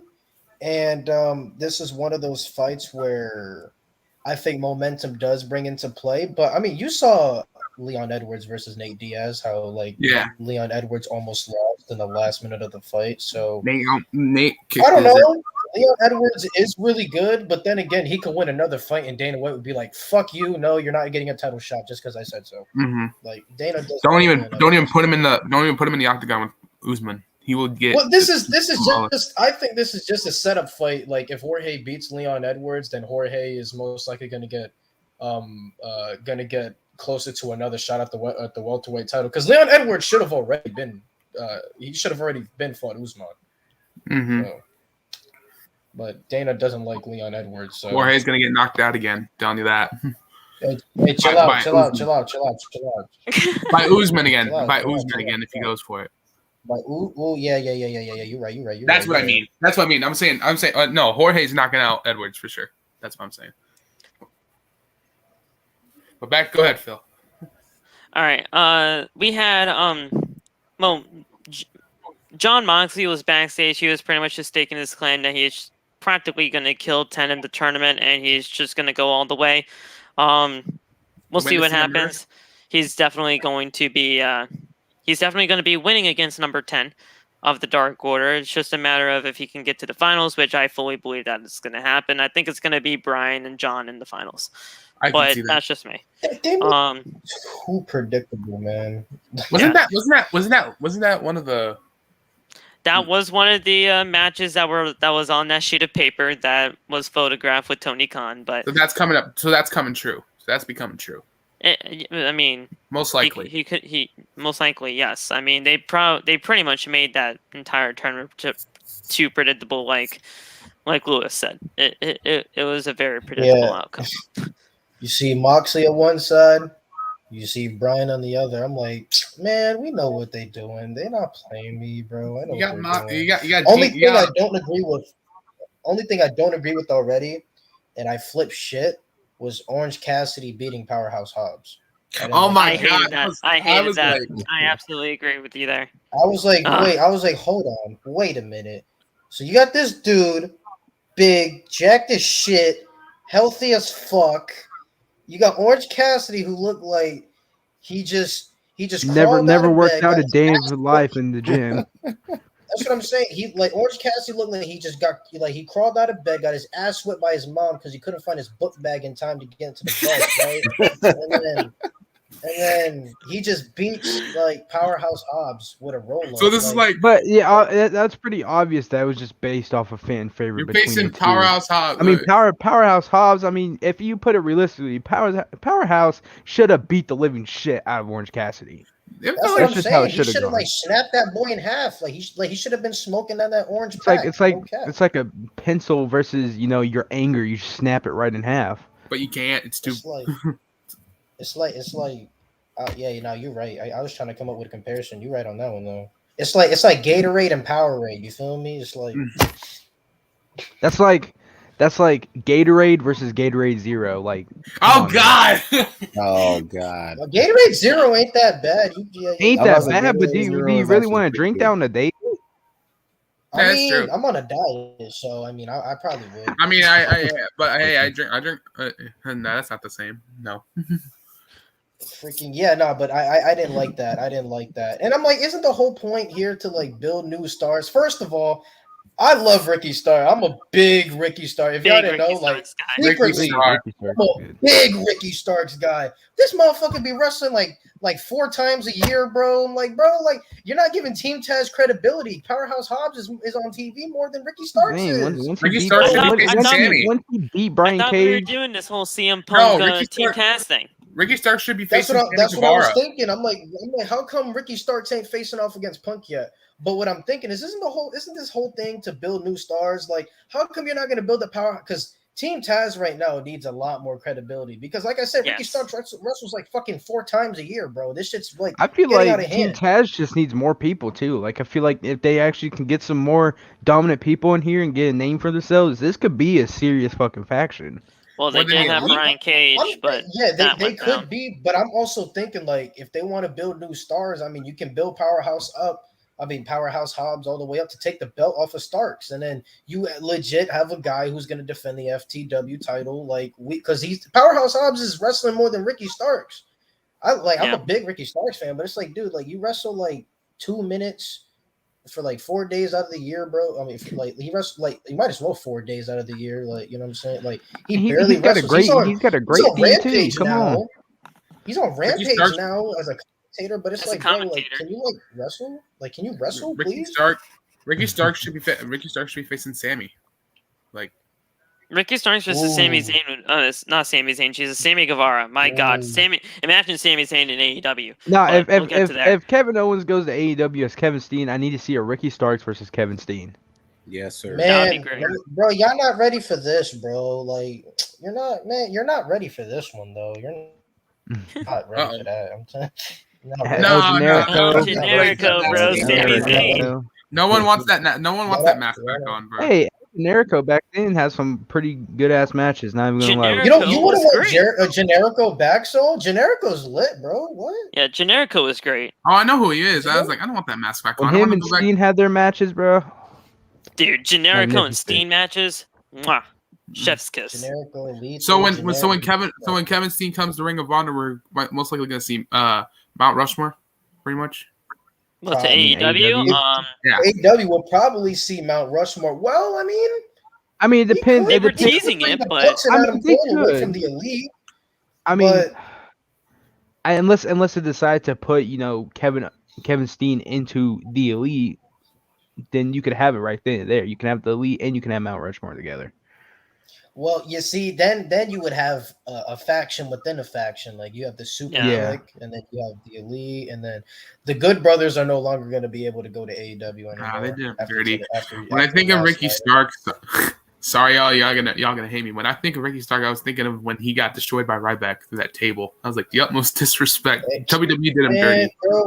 bro, why is everybody like dissing my boy Ricky Starks, bro? And I was You know like, what I'm what? No, saying? that was like to me. I was like, they did. I was like, when I saw that, I was like, they did him dirty. Bro, Ricky Man, Starks. I hope. Did y'all know MJF was a security guard? In his Yes, he segment was. between, Yeah. Take over, Yep. Mojo. Yeah. They did him dirty Yeah, too. yeah. I want to know your guys' thoughts real quick. It's obviously, I mean, it involves an AEW person. What are your thoughts on Jim Ross obviously announcing that he has skin cancer? I Oh, just hope he gets well, man. That's a very, very tough thing to go through. And lose JR, man. I don't want to lose. I don't want to lose JR. Maybe I I was saw lost. the picture. Like Yeah, the me too. picture he Yeah. posted before he went into to Yeah, it see looked what good. it was about. It looked Yeah, it like a big Like, you know, like the Ferrero Rocher chocolate, like it looked like that, dude. It was Yeah. He didn't look really good. big. He didn't look Yeah. good at all. It didn't look good. It was like a big bloody ball. I was I mean, like, we what almost the fuck lost. We is almost that? lost the. We almost lost Jerry the King Lawler not that long ago. I Dude, hope I he was gets watching better. that Raw live, and From that the was way how terrible. he's talking about it, it doesn't sound too serious, but I hope he gets better. I hope, you know what I'm Same. saying? Yeah. I hope, I Jr. hope he gets Get better, my man. I mean, obviously with the age that he's at, it's going to be a little challenging for him. But at the same time, I mean, it's JR. What is there that he can't do? I mean, he should be able to kick Come on, Cancer's JR's ass gonna. and He can beat JR's this. give him a good by God. Now give him a good. It's a slobber knocker, you know, and yell Stone Yeah, Cold he's for gonna one give last Cancer time. one hell of a he stubborn just beat Cancer. Yes, that's what we're gonna be doing. Hey, well, if we find out that he beat it, that's what we're gonna God, good God Almighty, you killed him. do. He broke him in half. Don't kill him. Don't kill Well, him. no. I mean, like, heard no. that. I was mean, like, he killed Cancer. Yeah, You know, he Well, meant that he yeah, killed that's what he Cancer, was yeah. meant to say, Phil. Don't There say you the go. he word. said, like, he killed Cancer, not like him actually. Well, he just Yeah, said, no, "By God, I no. killed him." I'm like, no, don't do that. No, Phil, I was no, like, Phil, Phil, we're don't not. twist his No. words. He meant cancer, bro. um, Jungle Boy destroyed Brandon Cutler easily. This was just very fun to see Brandon Cutler get thrown around. It was fun.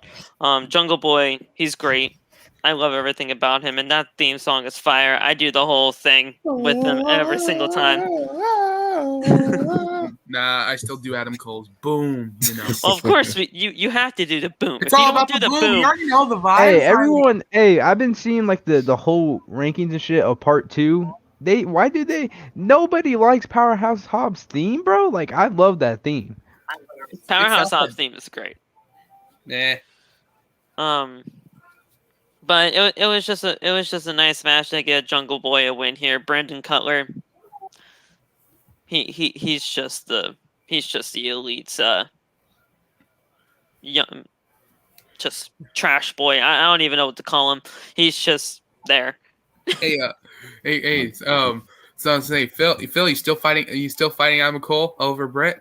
or are you Listen, guys bro, cool? we talked about Britt earlier. Adam Cole, he's okay with me having Britt. I just gotta be respectful. That's all I have to do. That's Discrimination fine. must end. you might have to scrapple with him soon, Phil. You know, because he's getting anxious. Listen, bro. We'll cross that bridge when we get there. But she winked at me. She winked at me, and she blew me a kiss the other day. So you know Oh what? wow! That's That's what the happened. part where Cole gets anxious right there. He's like, "What did you do that for?" Okay, so after the match, speaking of Adam Cole, so thank you for that segue. He and the Young Bucks just kicked Jungle Boy's ass. They tossed him off the stage through some tables, and the man legitimately died. I would like to file a murder. I had to report a murder. Yeah, Yeah, that's please pretty do. much what happened.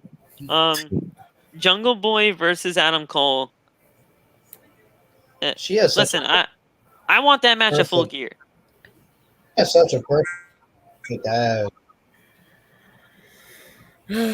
She just her ass is just perfect. Like she perfect body. I can't really hear you clearly, my man. You're cutting in and out. The lag is crazy. Hang on. He'll fix it. Yeah, he'll be back.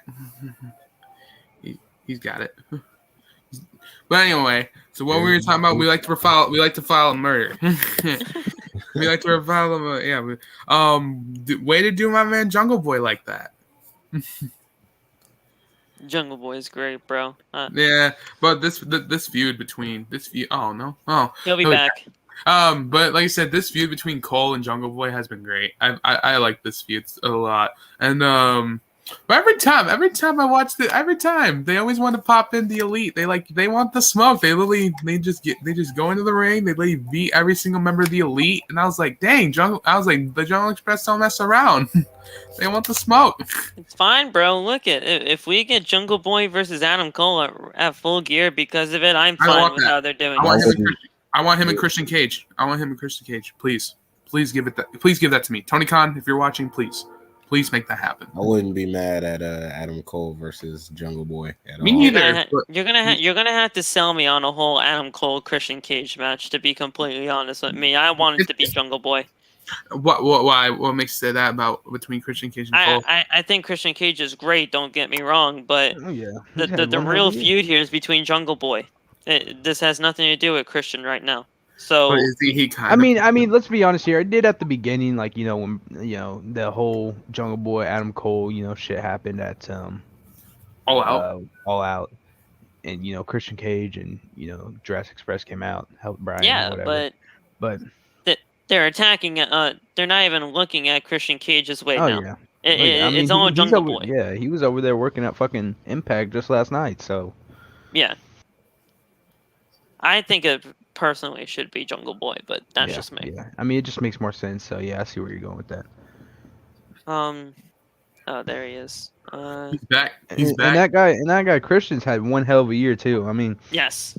I saw a post earlier today that he main evented in 3 companies. Like he main evented the Royal Rumble match and with reuniting with Edge at the Royal Rumble earlier this year, and then he main evented All Out with Kenny Omega, and then he main evented fucking Bound for Glory last night. So I mean, he's had one hell of a year. Do you think that it's going to be Adam Cole versus Jungle Boy or Adam Cole versus Christian? Because Christian is being very heavily slated to face Adam Cole at Full Gear. That's hard to tell. I feel like it should be Jungle Boy. Can you guys hear me? Yes, I can. Good. Yeah, I can hear you Yes. now. Yeah. Testing, Yeah. testing. Hello. Yeah, we're good.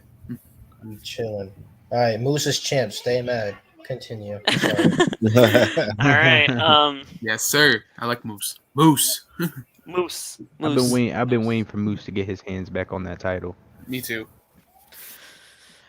All right, guys, it's time to talk about the main event, and then we can finally talk about Bound for Glory. Malakai Black Yeah, I versus forgot Cody about Rhodes that. 3. This was a fantastic match. What hell of a main event! I watched it. I watched it Man. this morning. I saw that all over fucking TikTok. What the match? a main event! This was a hell of a match. and you know, Phil. Saul's Big fan of favorite Cody, bro. superstar won.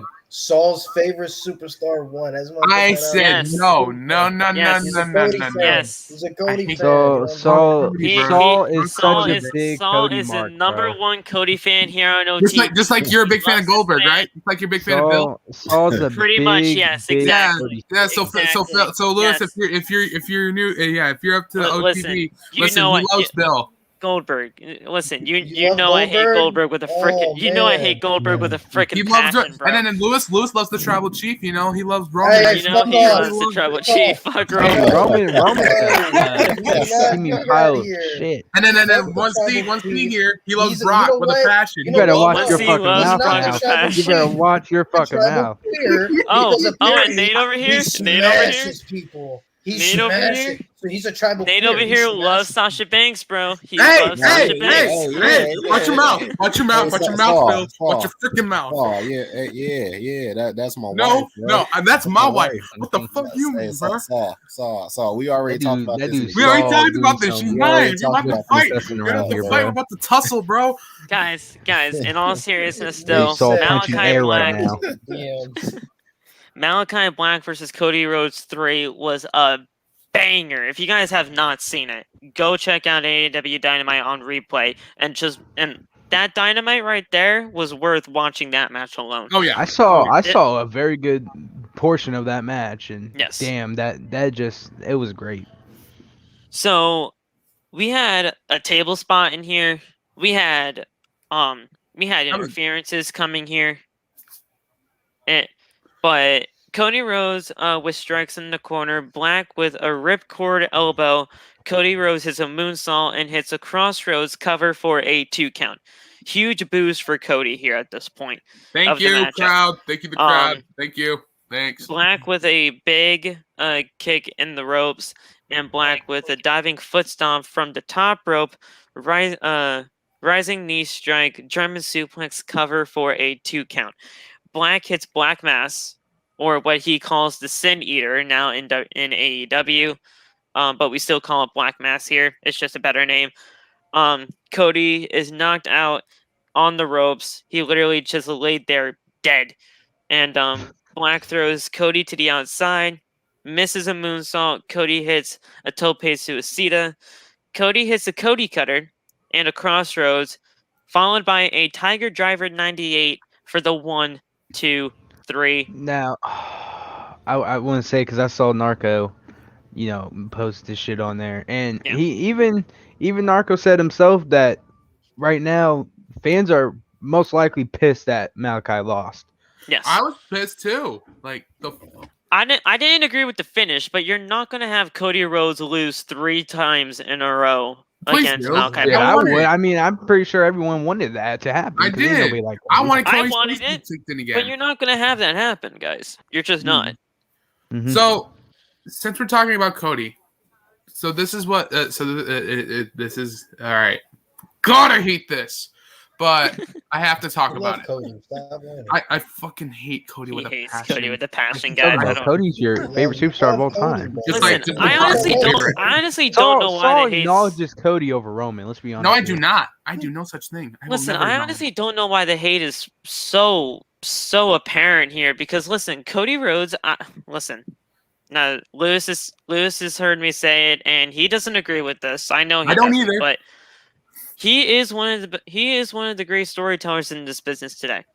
He is. This rivalry with Malakai Black has been fantastic, and nobody can tell me otherwise. Whether this you don't like it, but I'm gonna say it. The storyline was Black has been great up until the point until where this happened. Like I said, I didn't agree with the finish, but you're going to have Cody Rhodes win here. It was just a matter of fact. I don't like it, but it was going to be a thing here. So back to what I was. Back to what I was saying. Like I said, I hate this idea, but most likely it grew. It kind of was a what if. So Cody decides to turn heel. So you know how Arn was trying to get him Need to to. He needs So- to.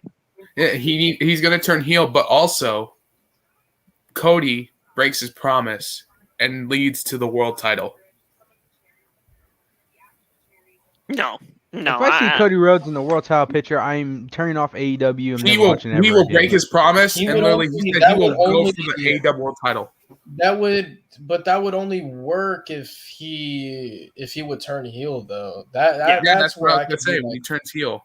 If he turns heel, that's where I can understand and like he breaks his promise. Okay, then that's where I can be like, okay, yeah, I wouldn't care if he was world champion if that were to make him have true heel heat. But I think people just hate Cody because I hate him as a wrestler. I don't hate him as a person. As a wrestler, I'm like, same. I'll I hate him as a wrestler, not a human being. No, Yeah, but I like, feel put me like in a some match- people like, just put- hate him as a person at this point. Not I me. feel like Put some me in a people match hate with him as a Cody, person. like custody for Brandy match. You know what I'm saying? You know what I'm saying? Put me in that match. You know what I'm saying? hey, you're going after all the ladies, huh? Like, my man, we got Locke we have to worry about. Now we got to worry about Lewis. Bro, they call me El Papi Shampoo out here, bro. You already know the Talk to him, Lewis. Talk to him. Man, you already know, man. Yeah, Sammy Guevara comes with something Spanish God, bro. I'm Spanish Jesus. You haven't met me. Damn! Let's go. So that makes him the son of God. Back to what you were saying. So I think that would only work if he was a legit heel. And me and Phil, we talked about this before he went started the live. You have pretty much a fucking gateway. Lee Johnson is right there. Beat his ass, whoop his ass, and turn heel. Beat his ass and turn heel. Lee Johnson is right there. You have an easy in for this. Kick his ass. I was gonna say I same love thing. Lee Johnson too. I'm a fan of a lot of guys. Damn, I'm a bandwagon. But like Lee Johnson is great. That could make him a really beloved baby face in the cup. Because not only do people hate Cody, but it's like, yo, we want to see Lee Johnson whoop his ass. That makes so much sense. I was gonna ask you, Phil. How would you feel about that? Like Cody Johnson? Cody turning heel, breaking his promise, and try to become AEW world champion. If it makes sense, it makes sense. I mean, it like Lewis said, it would only work. It would only work if he was a heel. Fucking hate that idea. I do.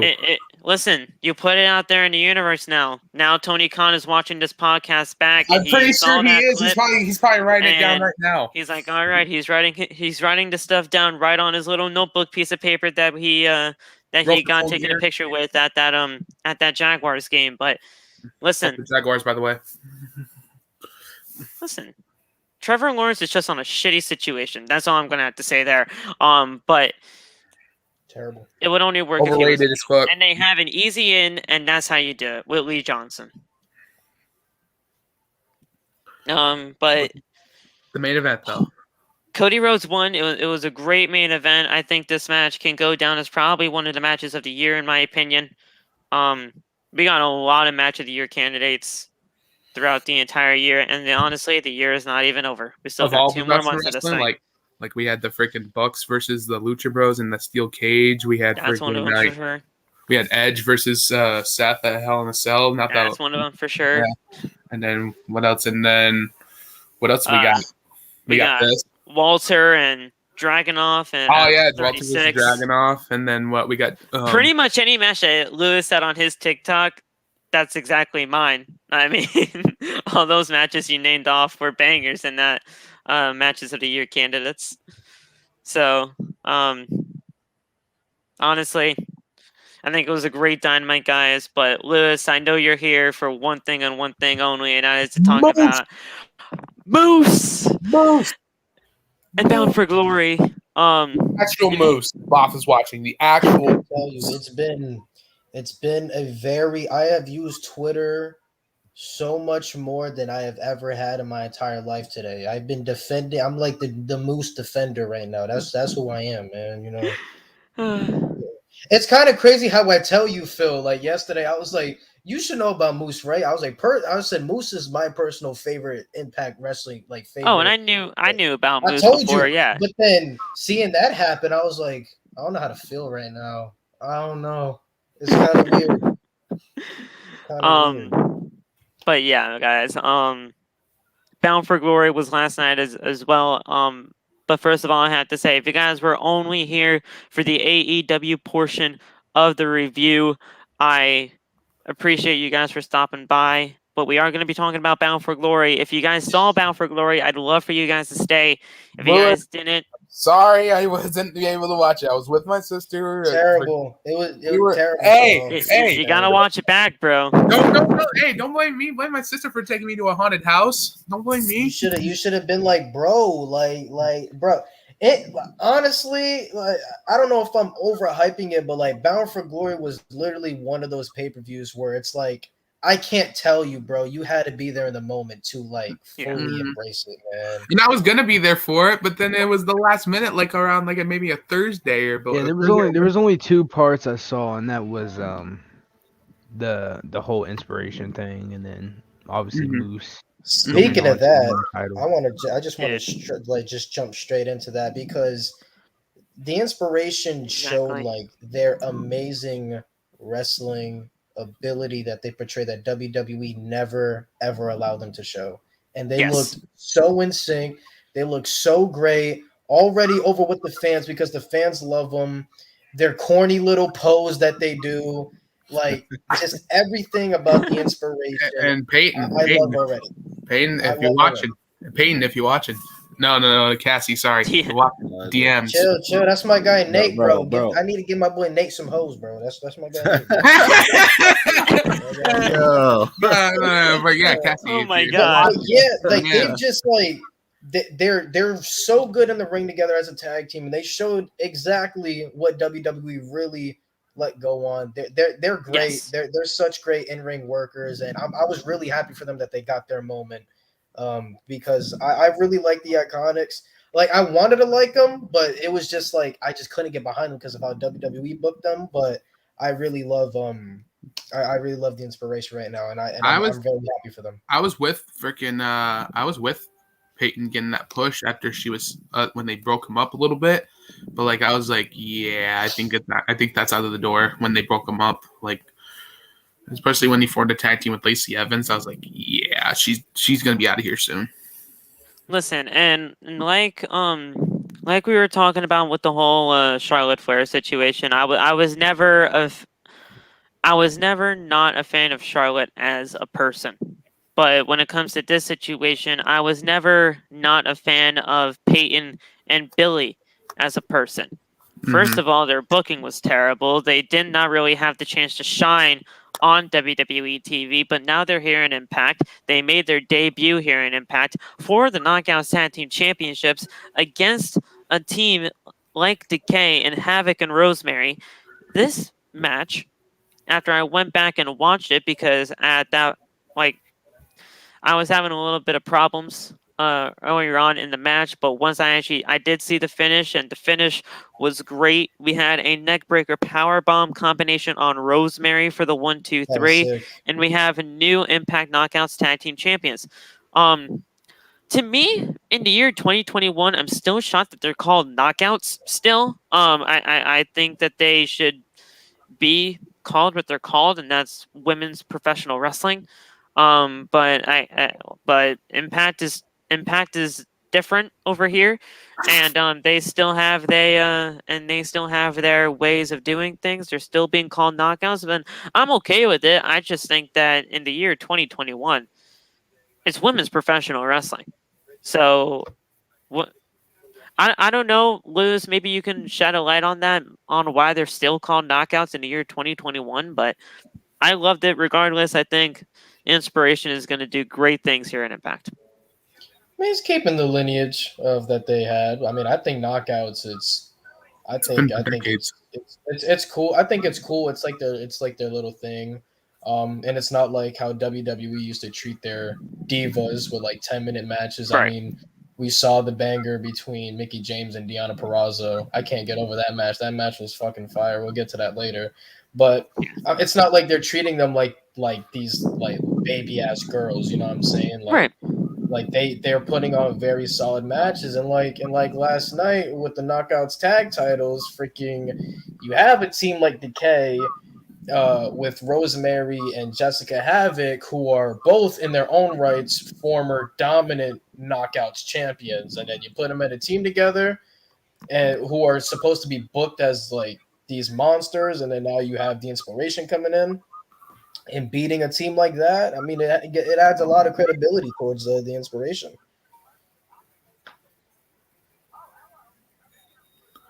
Yes. You mute, buddy. You move, bro.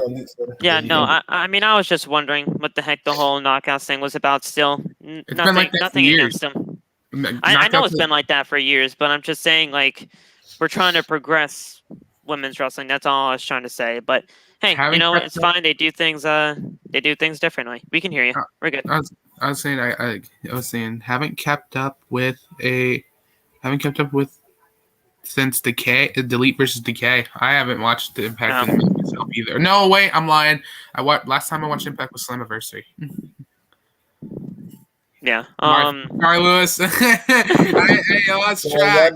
Y'all making me disappointed. I ain't gonna lie. Wait, Slammiversary. You know how long ago Slammiversary was? Around June, I believe. It was pretty. You saw the Ultimate X match, right? That match was fun. Yeah. That match was great. Yeah. Well, I'm back with Impact now. I mean, I'm watching it. You're back with it. So you know how much convincing it took for me to convince Malik to check out Impact again. Narcolepsy Boy 94. If y'all don't know that, shout out to Narco.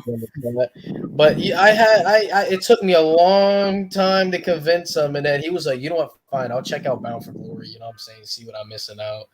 And then he said, "You guys saw him?" He said, "Overall, it was pretty good." Like, I try to get the other people in the Brotherhood, but it's like, oh, fucking AJ Styles ain't there and shit. Like, oh, okay. Yeah. The reason why I haven't watched it is I already know Decay is reformed. I still like it when Crazy Steve and Rosemary and Abyss were there, but I bet they're good as a faction right now. I believe. I'm pretty sure. Yeah, I mean, Abyss. Rosemary, Abyss, and Crazy Steve. I mean, that was a crazy faction. But we all know Joseph Parker is with WWE as a producer. Yeah. But I mean, overall, Phil, I think you'll like Black Taurus. I think he fits up your alley. Oh, Black Taurus fits up your alley, bro. Trust me. When you see him, you're like, what the fuck? But like Wasn't he once from you see him Lucha? in the ring, you're gonna be like, holy shit. I've heard of him. I have, and I need to go watch some of his stuff. But I Wait, wasn't mean, Black Taurus in Lucha? Black Wasn't he? Taurus was Black Taurus was Yeah, in like I remember he PWG, faced AAA. He was Black Vempro, Taurus I was in a believe. lot of things. I But remember when he- you the first time you look at Black Taurus, you be like, yo, what the fuck is this? And then At you first, see him in the yeah, ring, but you're at like, first I actually, at first, yeah, but then I saw a couple of his matches on Lucha. I was like, oh, I like this guy, you know. yeah, Black Now- Taurus is very dope. now you said that we can possibly be reviewing this thing. Listen, we do Monday Night Raw, NXT, Dynamite, Friday Night SmackDown, AEW Rampage, and sometimes we have these episodes here on the weekends. I cannot continue to do this 6 days out of the week. I need that. I need that off day. That off day is crucial to me and just my sanity here on this YouTube thing, on this As YouTube much as grind. we love you guys, we would love to do it all the time. We'd love Every to do single it, week. but it's a lot, man. It's a And lot. for to keep up everybody with in the this chat, podcast. mental health is key. It is Yes. very Absolutely. much key to keep this That's thing right. going. You know what I'm saying? These It's a lot with guys, this they put podcast. out a lot of content for you guys. Mental health is very much key. Yes. Myself, college, pain in the dick, fuck college. Stay in school though. Stay in school though. Stay in school, please. But you know what I'm saying, stay in school. But like I said, take a break a little bit from TikTok, back to posting. You know what I'm saying? Mental health is key. Oh man. No, but seriously, when Lewis reached out to me like a few weeks ago. At this point, he was like, "Hey, this is something that like you guys are pumping out a lot of content. It's great and all, but you just gotta take some time for yourself." And I have been, and it's honestly I needed that talk, so I appreciate that, my man. And Man. listen, we'd love to talk Impact every single day, every single Thursday. But hey, I don't even have AXS TV, so I'm gonna have to just find some way to watch it. Yeah. I know a way to watch it, but I don't even have AXS. Yeah, So- for most creators, you know what I'm saying? I don't know, I can't speak for the other creators if anybody does this, but I think as a community, it's it's very important. We all like the same thing. We all do the same thing. So I think it's very important, at least for me, because I'm that kind of guy. I check in on everybody, see how I was doing. Like I hit up Loft the other day, and you know what I'm saying, I saw how he was doing, how he was mentally, and you know what I'm saying, if he was straight. I hit up Phil, hit up Saul, hit up 1C. I'm pretty sure I hit up 1C. 1C, if I didn't hit you up, my bad. I meant to. No, he told me that you hit him up. Oh, I did? Okay. So I try to at least make sure check in with everybody, because I know as content creators, it takes a toll, and sometimes we don't That's another thing. we don't like get control of our personal life that much, because Phil goes to work, and as soon as he gets out, as soon as he comes out from work, he has to get ready for like Monday Night Raw or some shit. And then after, you know what I'm saying, he has to get ready for Monday Night Raw. And then after Or the Monday Night Raw, Football. he comes on here and he does the review for you guys. So barely has time for himself. So very important. It's 2 to 6 every Monday through Friday, and then we have the reviews right after the shows. It's like I literally have to plan my days throughout the entirety of pro wrestling, and like honestly, it shouldn't be that case. But with a wrestling show every single weekday, it's like insane. Like, how can you not really plan this shit around wrestling unless you're just not even a true wrestling fan? Right. It's weird. But I was gonna say another thing. Lewis is another man. Lewis is another man that kept up with me, y'all, mentally. Yeah, if it wasn't for him too, like I said, I wouldn't be here too, because like that man kept up with me all the time, bro. And like I said, shout out to Lewis. He's a brother of mine. He'll always be a brother of mine. Try to make sure Listen. everybody good. You know what I'm saying? Try to make sure everybody. And it's a great thing. I'm trying to make sure everybody got their head on straight. You know what I'm saying? Trying to make sure everybody good. I feel like I'm obligated to do that. You know what I'm saying? Same. If we're, Same. If we're all cool with each other, I'm saying I feel like I'm obligated to check up on y'all and see how things are. Things are going. I might not do it as frequently as I want, but at least I know, like, if you guys tell me you're good, I keep your word for it. You know what I'm saying? But Like I said, I sent you guys. I sent Saul, and I sent you guys a favorite song of mine. Yes. Lupe Fiasco, Show Goes On. I love that song. That song Helps was me out a great. lot. That song is fantastic. I listened to that song. I listened to that song when I was like 10. But So I'm not, Yeah, I'm not, you know what and I'm I'm not even lying too. When you sent me that was the last song that played on my playlist as I was heading home from work. So I was like, holy shit, this guy knows his shit. But moving Now on, back- guys, I just wanted to bring that up because Lewis is an amazing guy. He figured that shit out, and he's here for us. So there you go. always next welcome match. to our friend. Yes. Next match, a freaking banger.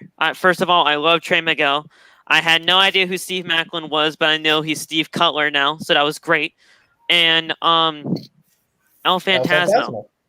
El Phantasmo. I mean, he's El Phantasmo. He's great. He's number one. This was a fantastic X Better than Division Tony championship match. D'Angelo. I'm just playing. This was a fantastic X Division championship match. I loved everything about this. Trey Miguel is the new X Division champion. Pretty much everybody from the Rascals is champion right now. We got MSK as NXT Tag Team Champions, and Trey Miguel is the new X Division champion. I know who the Rascals are. I know who they are.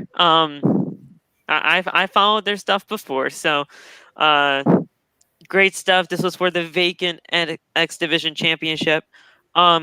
Lewis, considering that I was not watching Impact, this was that was pretty much my first day back here. What made the X Division Championship go vacant? What made the X Division Championship go vacant was Josh Alexander. Oh, he option C, right? He invoked up. So the way how it Option C. happened, so the way how it happened was Josh Alexander and Chris Sabin had an X Division title match at Victory Road. Josh Alexander wanted to prove that he was one of the greatest X Division champions of all time, and then Chris Sabin came out, was like, "Well, you ain't shit. I'm the greatest X Division champion of all time." Blah blah blah blah blah. So they had a fantastic match at Victory Road. I recommend you guys check that out. Josh Alexander versus Chris Sabin was fantastic at Victory Road. And then the main event for Victory Road was Ace Austin versus Christian Cage. Those are two matches I highly recommend. Check out those two matches. I really recommend it. Christian Cage and Ace Austin was very awesome as well. And then afterwards, Josh Alexander, he just like looked Christian up and down, on some thug shit. And he was just like bound for glory option C. And then he invoked option C. They had a series of triple threat matches, which obviously Phantasmo and Macklin and Trey Miguel won their respective triple threat matches, and then that's how Bound for Glory came to be with that title match, and then that's what we saw. All right, so pretty much just option C. If I'm wrong, just correct me. I want to get this right. Option C is pretty much just relinquishing that title to get a world championship opportunity. Yeah, that's pretty much how it originally used to be. It's whoever's the X Division champion until Destination X can invoke option C. But since Destination X isn't a thing anymore, it's pretty much whoever is X Division champion and like pretty much whoever's X Division champion, they can invoke option C whenever they feel like it. Okay. So they always have that in their back pocket when pretty much the opportunity strikes right. Yeah, pretty much. Okay. All right. But like I said, this is a banger of a championship match. Phantasmo goes for a low blow, but Miguel is wearing a cup. He pulls it out and he is like, I got you, you motherfucker. And Miguel with a fury of kicks to Phantasmo. He hits a brainbuster Meteora from the top rope and the cover for a 1, 2, 3. Great stuff. Meteor is like his finisher, pretty much. I mean, I'm not even sure. Lewis, is that pretty much his finisher now? A Meteor? What? The finish of the match, the Meteor from the top. Yeah, that's pretty much Trey's finisher. So there you go. Yeah. New champion. I love it. I love Trey Miguel.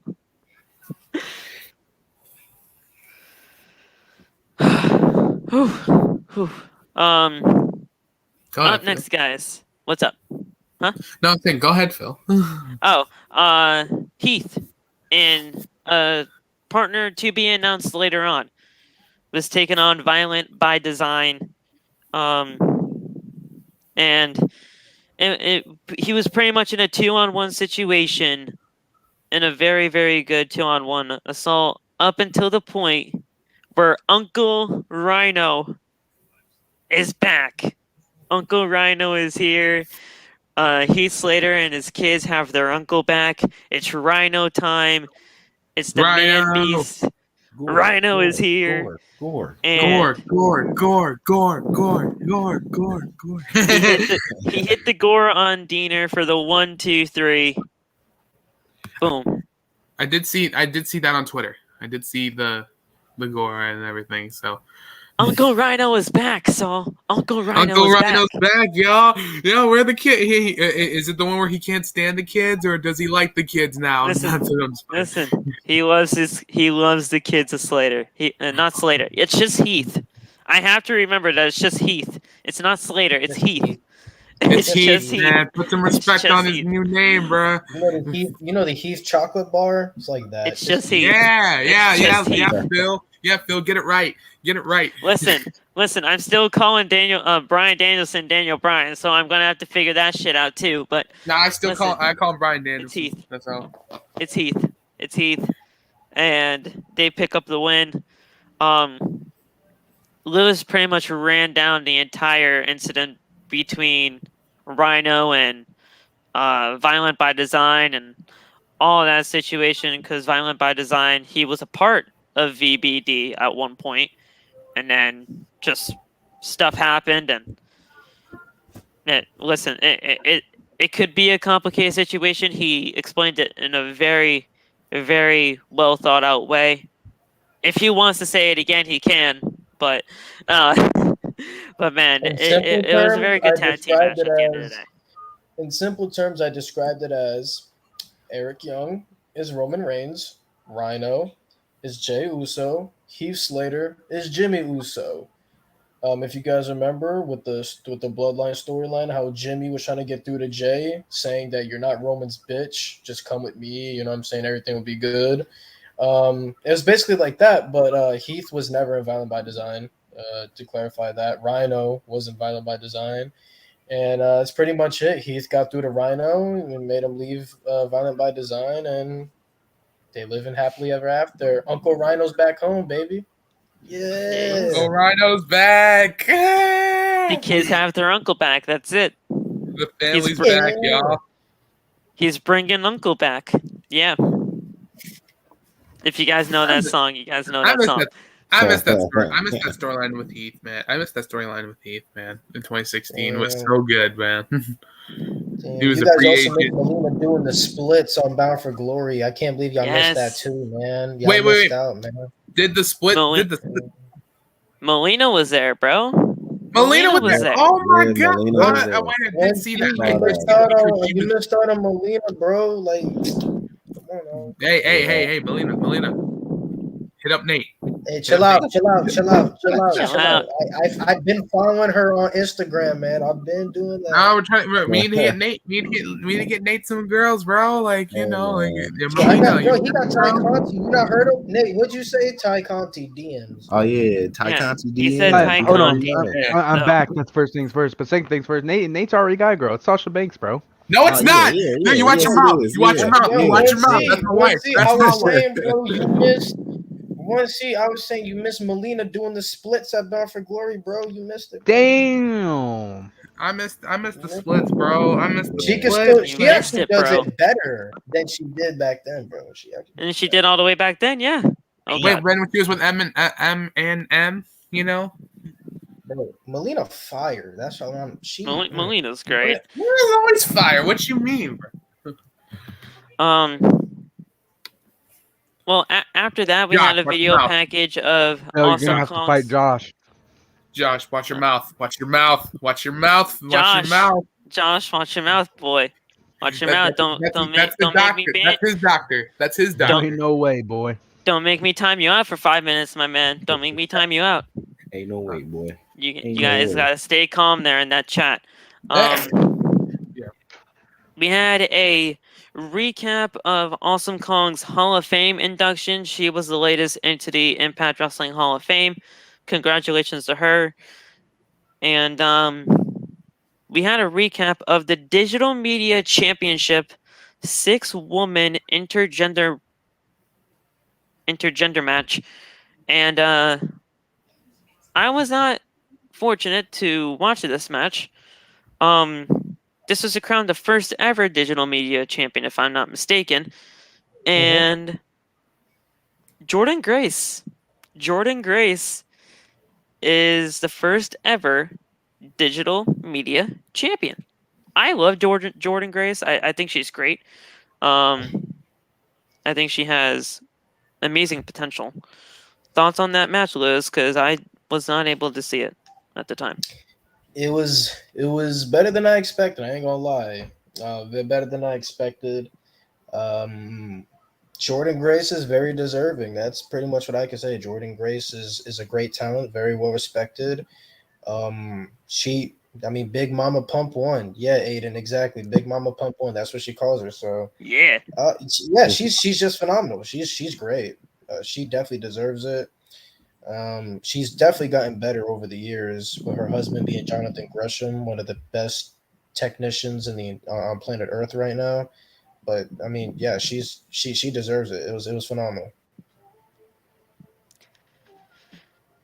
After that, we had the Call Your Shot Gauntlet match, and the winner receives a contract, well, technically a trophy, and for a title shot of their choosing, Rich Swann, Brian Myers, Moose, William Morrissey, Chris Sabin, and 15 other participants in the match.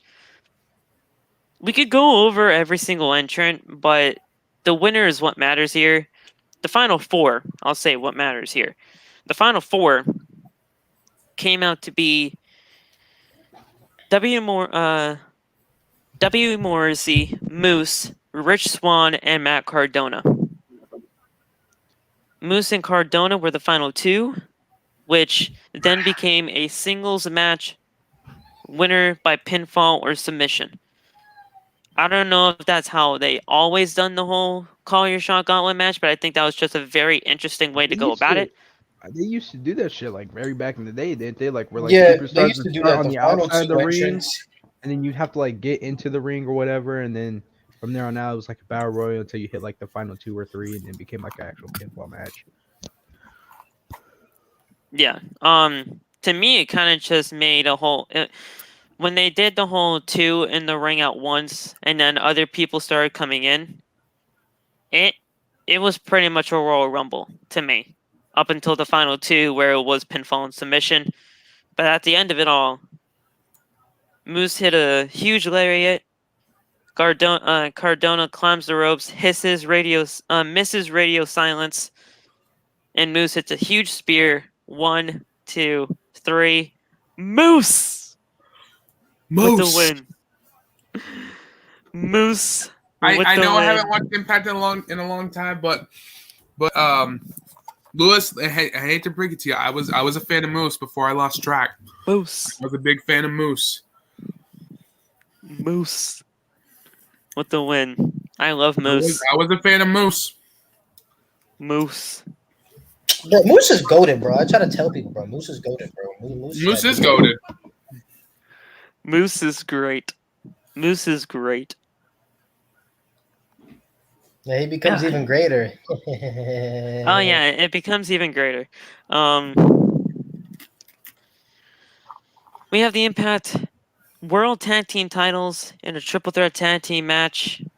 Good Brothers taking on Finjuice, taking on Bullet Club's I love Chris how Bay. the chat's calling me Moose. So somebody just asked me, I know off topic, but Moose, who's your favorite football team? I am unfortunately a Miami Dolphins fan. How that turned out great today. Man. Oh man. If you have them followed on Facebook, you would realize if you looked at his profile picture. Oh man, Can I'm you so proud. give us an RIP in the chat, my boys and girls? R.I.P. in peace. RIP in Sad, peace. sad times. Peace. Sad times right now. Sad times. Hey, bro. The Chiefs took an Hey, absolute beating listen. tonight, bro. Listen, I know you guys are watching on phones right now. Put dolphin emojis in the chat. We usually NFL do squad. tomatoes, but put dolphin emojis in the chat. Let it see Lewis. the dolphins. Reason Let why I him see said those how are them Dolphins? Fun Let him fact, see buddy. those dolphins. Fun fact. I'm a Falcons fan. Terrible. Terrible. Boo. Keep a dub. Yeah. Keep Him on. Hey, and Mike, keep a good dub. Him and Wall for Falcons fans, bro. Boo. Boo. Who is this man's? Boo. Hey, you know who else is a Falcons fan? King Woods. All hail King Woods. How about he from Loft Atlanta? is also a So Falcons Here you go, Aiden. See, there he El is. Sol. There El he is. Sol. Aiden knows what's up. Fin up, El baby. Sol. Fin up. How'd it go? How'd it go? 30-28. How'd that go? How'd that turn out for you? It went pretty good. You know what I'm saying? Jalen Waddle looked nice. You know what I'm saying? He had his best game again, so he looked pretty damn good. Gesicki looked damn good. Trade the whole team, sell the team, and yeah, that's all I need. Hey, we put me as GM. Like I said, you put me as GM. I swear to God, everybody's gone. I don't give a fuck. Hey, we took some pretty brutal beatings today. Like my Yeah. Chiefs. I would like to file a murder for 27-3, bro. Hey, one seat. I'll set up a funeral for Patrick's injury. Yeah. But you know who don't take L's around here? Moose. Didn't take any Damn L's right. today. That dude Phil Davis took a fat L. Yeah, Ravens took a fat L too. But we're not here to talk about that. We're here to talk about Moose. And the Impact Tag Team Championships were on the line. Good Brothers took on Finn Juice and Bullet Club members Chris Bay and Haikulu. Club. Hikuleo. It's Hikuleo. I said Haikulu. Oh my god, Hikuleo. Listen, I'm gonna have to figure this shit out, man. Don't gonna kick your ass. Don't crucify me. Lou's gonna kick your ass. Nah, I was just saying it's pronounced Hikuleo. Hikuleo. Yeah, Okay. Hikuleo. Whatever. He's like, I'm gonna let it slide. Hikuleo. I said Haikulu. Listen, at the end of the day, we still have the tag team champions being the Good Brothers. In a very good triple threat tag team match. Carl Anderson steals the win. Juice, so he hits a suplex on Bay, Juice with a splash, and Anderson with a blind tag throws Juice out of the ring and steals the cover to steal the win. 1, 2, 3. We still have the tag team champions being the Good Bros, man. And I was asking Liz in our chat if the Good Brothers were just solely contracted with Impact, or because we've seen them in AEW so much, are they actual AEW talent, like how Kenny Omega was the Impact World Champion as an AEW talent? The Good Brothers are contractually obligated with Impact Wrestling. So that's where they are, and that's where they stand. So it's not like an AEW tag team holding Impact tag team titles. No, defending champs walk in and they walk out still the champs. I believe the Good Brothers were the only champs that actually retained last night. Yeah. Yeah. Now you're saying it out loud. That is correct. Because we had a new exhibition champion. We had a new digital media champion. We had we had 2 world champions, but we'll get there. The knockouts championship changed hands. We'll talk about that as of right now. And the Impact Knockout Tag Team Champions were also changed. So yeah. the men's tag team titles were the only ones that were retained. So there you go. Speaking of the Knockouts Championship, we had Deonna Purrazzo versus Mickie James, and this was a freaking banger. It was. I love Mickie James. I love Deonna Purrazzo. Deonna Purrazzo coming into this match was the longest reigning Knockouts champion in its entire history. I looked that up just to make sure that I wasn't being another dumbass coming out here on this Wait, podcast. She beat Gail Kim's Knockouts title reign? Yeah. She did. She did. Yeah. She had the Deonna title for like Purrazzo? over 340 days.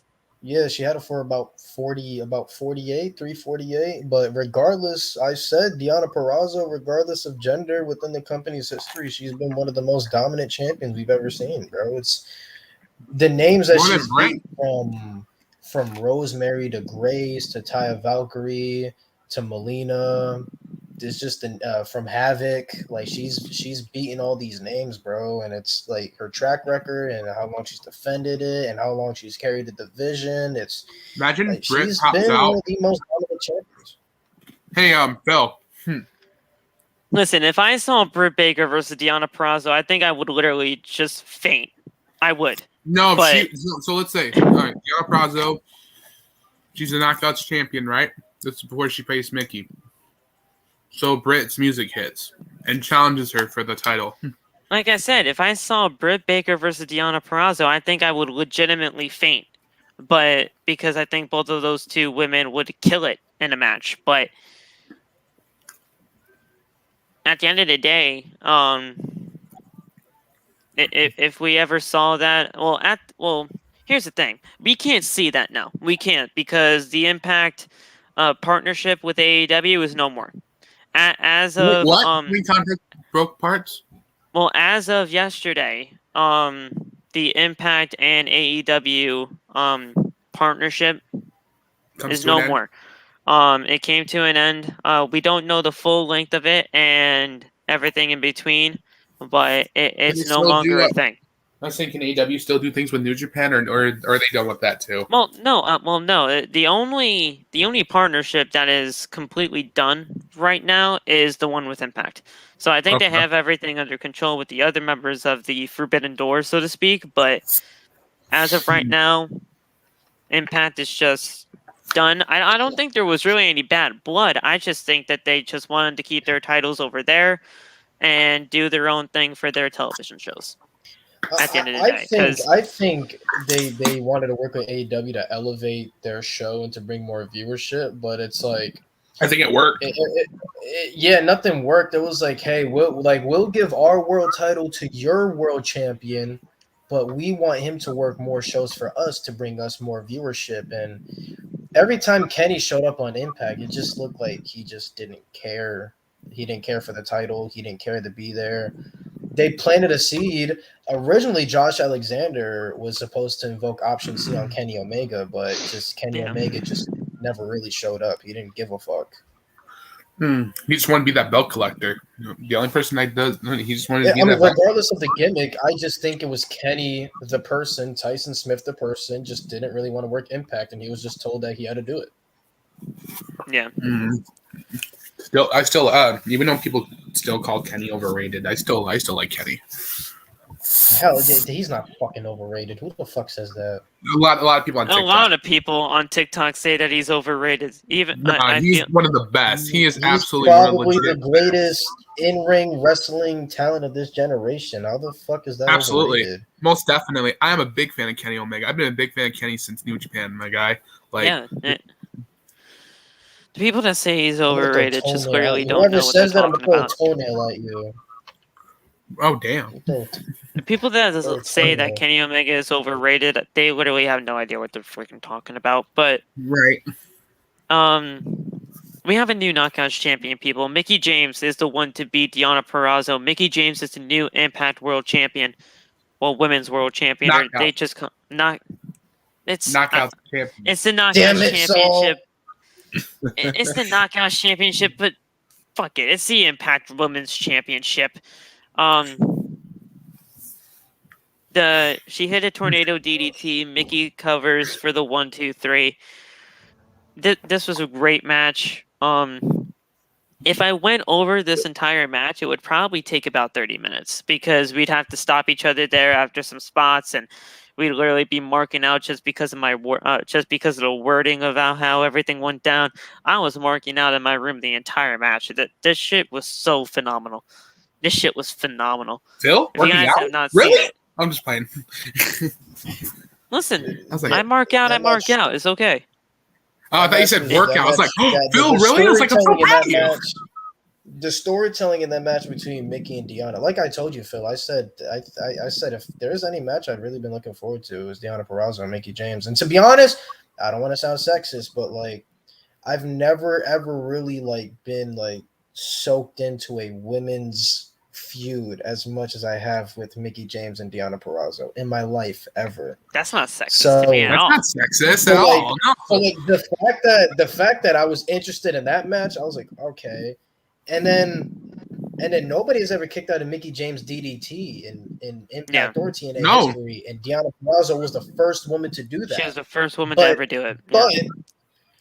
But when Deonna Purrazzo hit the Gotch style power driver, nobody's ever kicked out of that either. Mickey kicked out. So the storytelling in that match was phenomenal, man. What does she call it? I know recommend everybody. She check out that calls match. it something. The Queenslayer or something like that. That's what she calls it. The Queen's Gambit, something like that. I don't Queen's fucking know. Gambit, something like that. Yeah.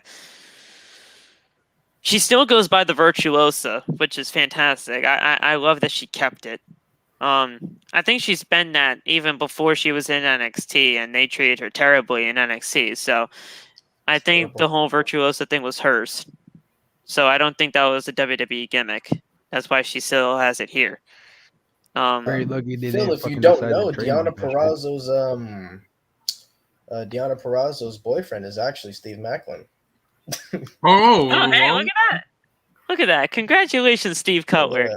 You are Lucky a very man. lucky man. Jay, my guy Jay in the building, my guy Jay in the chat. Listen, what's up, Jay?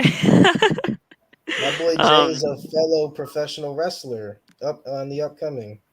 Oh, hey! Congratulations, Hey! my man. What independent scene you working on? He's slowly he's slowly working on the Virginia, the North Carolina scene. He's slowly Nice. working there. Nice. Fortunately, he had a little setback due to a shoulder injury that he has to rehab, but he'll definitely get back out there. Get back out there, bro. He's phenomenal. He's gonna make it big one day. I love that dude. He's practically my older brother. Get back out there, my dude. Listen. If Lewis vouches for you, we here in the OTB fam we'll support you regardless, man. Keep killing it. Get that shoulder injury all set and ready to go, and hopefully we'll be seeing you. Come on down to Connecticut. I've been going to independent wrestling shows lately, so come on down to Connecticut. I'll see you wrestle at some point. But listen, Mickey James, new Impact Knockouts champion, great stuff. And guys, it's time. It's time for. We did not only have one Impact World Championship match. We had two, and the first one should not go unnoticed. Definitely not. Even though none of the people that are in the first match are the champion anymore, this match between Josh Alexander and Christian Cage killed it. They killed it. And it took Josh Alexander in what I believe was on commentary 16 years to get to the top, to be a world Pretty champion. much. So with Josh And- Alexander, I don't mean to cut you off, but with Josh No, it's okay. Alexander, he pretty before he signed with Impact a couple of years ago, he was pretty much self-proclaimed, and on the independent scene, he was known as the best professional wrestler that's not signed. And then obviously Scott D'Amore hit him with a contract when he was the Destiny Pro Wrestling Champion in Canada. Josh had to do a lot to bring his name out to the wrestling world. Like the dude was traveling to the United States illegally, getting across the Canadian border to try to make shows. Damn. And when Josh Alexander was on the rise and when he was about to get signed or whatever, he ended up breaking his neck and he had to get like screws in his neck or whatever, and he thought his career ended. And then obviously he signed with Impact later on. He had his thing with the North, became one of the greatest tag teams of all time, won the X Division title, and then obviously Option C happened. So Josh Alexander's road has not been easy. It really hasn't. I knew about him, but I didn't know that entire story. So that to me just makes me a fan of him even more. Man, that's incredible. But Josh Matthews and everybody on that commentary team, I believe. Well, D'Lo Brown was on that commentary team, if I'm not mistaken. I heard D'Lo Brown at some point in there. They said it took him 16 years. 16 years to get to this point, and this match should not go unnoticed. Cage runs into the ring post at one point. Alexander goes for an ankle lock, and he gets the ankle, and he gets it. Cage goes for the ropes, but Alexander pulls him back into the middle of the ring. Alexander stomps on Christian's hand to so that he can't crawl to ropes again, which was very smart. I love that aspect of it. So you cannot crawl to the ropes if I have my foot on your hand. So that to me was just very smart. And Matt Striker, I said Josh, didn't I? I said Josh. Regardless, so he has his foot on his hand, and Christian had no way to escape out of it, so he just taps out. He taps out with the ankle lock. Very, very simple. It shit hurt my soul. I ain't gonna lie. That hurt me. When he tapped out, I was like, you bitch, why are you tapping out? Fuck you. He couldn't go anywhere, bro. I was like, roll! I was like, roll! Just roll. That's not Raw. That's not Raw. Just roll. But we have a new Impact World Champion in Josh Alexander. But Cage takes the title and puts it on Alexander's shoulder. Cage hugs Alexander and leaves the ring. Alexander raises the world title high, poses for the crowd. Striker is crying as he's announcing about Alexander being the world champion.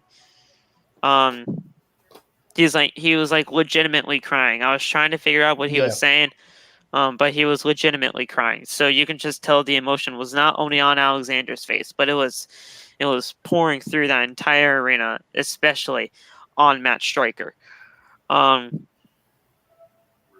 So Alexander's family joins him in the ring, and You Deserve a Chance happen. But Moose is in the ring as well. He hands over the trophy. He hands over the trophy. The Alexander is like, all right, I know what the fuck is gonna happen. So guys, get out of here. Get out of here. They didn't even exit the ring yet. His wife and his son. He put him in a corner. He put them in the corner. Moose wasted no time either. And you guys know, one seed. This would probably bring back many bad memories. I put you in the corner once. Remember that day?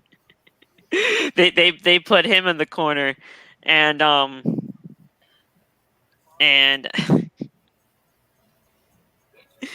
he cashes in the trophy. Moose hits a spear on Alexander. Moose covers, and 1, 2, 3. It was that simple. The people haven't even left the ring yet. They were in the corner, and he's just holding the championship. He stands over Alexander while his son was hugging him when he was laying down on the mat. His wife was just in complete shock, just trying to figure out what the hell just happened.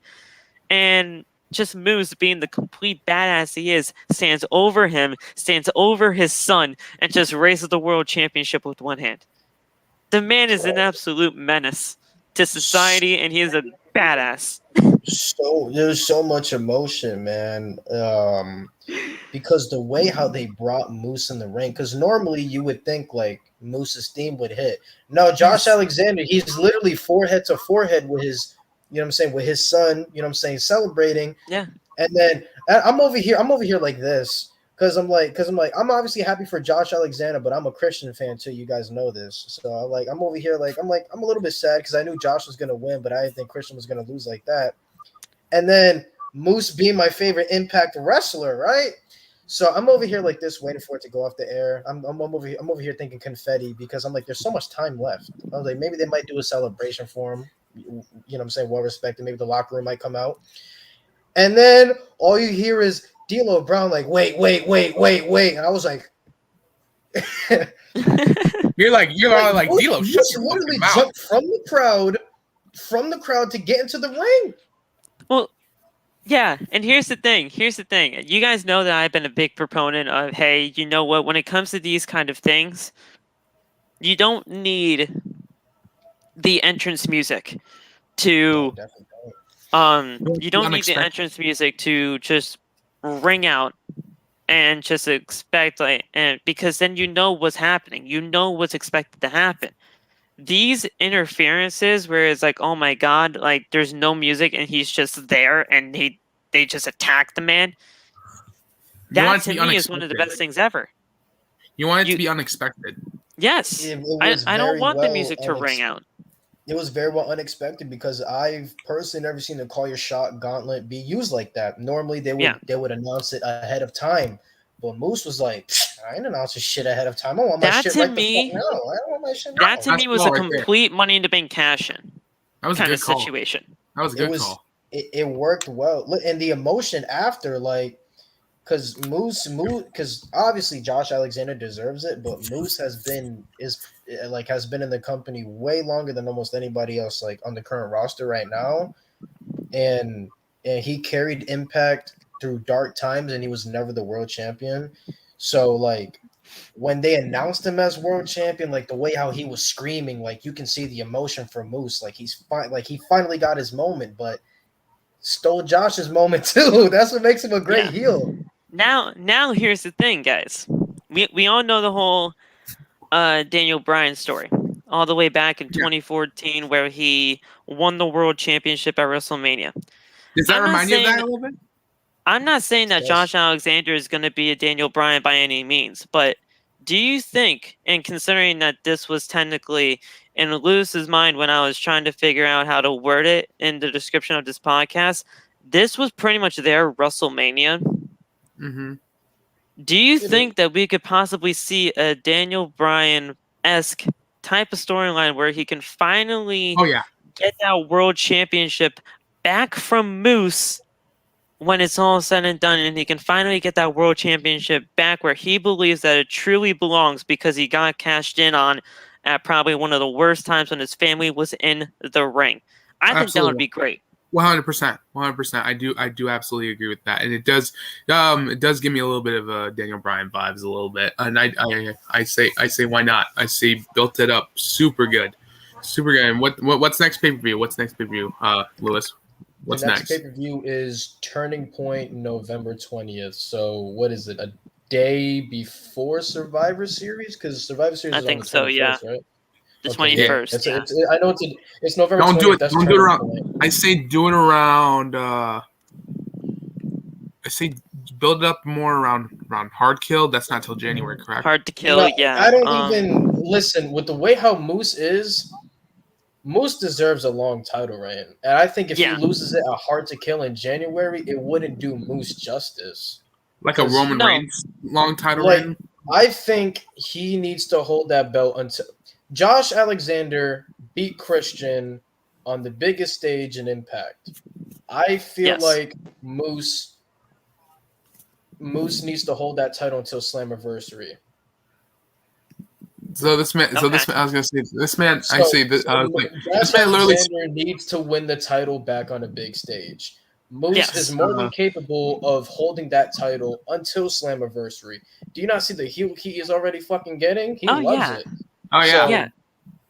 but I mean, I've seen a lot of people like he should drop it out hard to kill, but it's like, what's the whole point? Like, it doesn't make Moose credible. It was Like, a long time coming for Moose to get this championship too. exactly. That's what So- people don't understand. People are like, Josh Alexander deserved it, but I'm like, I understand he does deserve it, but Moose has been in the company way longer than Josh has. He was carrying them through dark times, but way before Josh, was even noticed by Impact.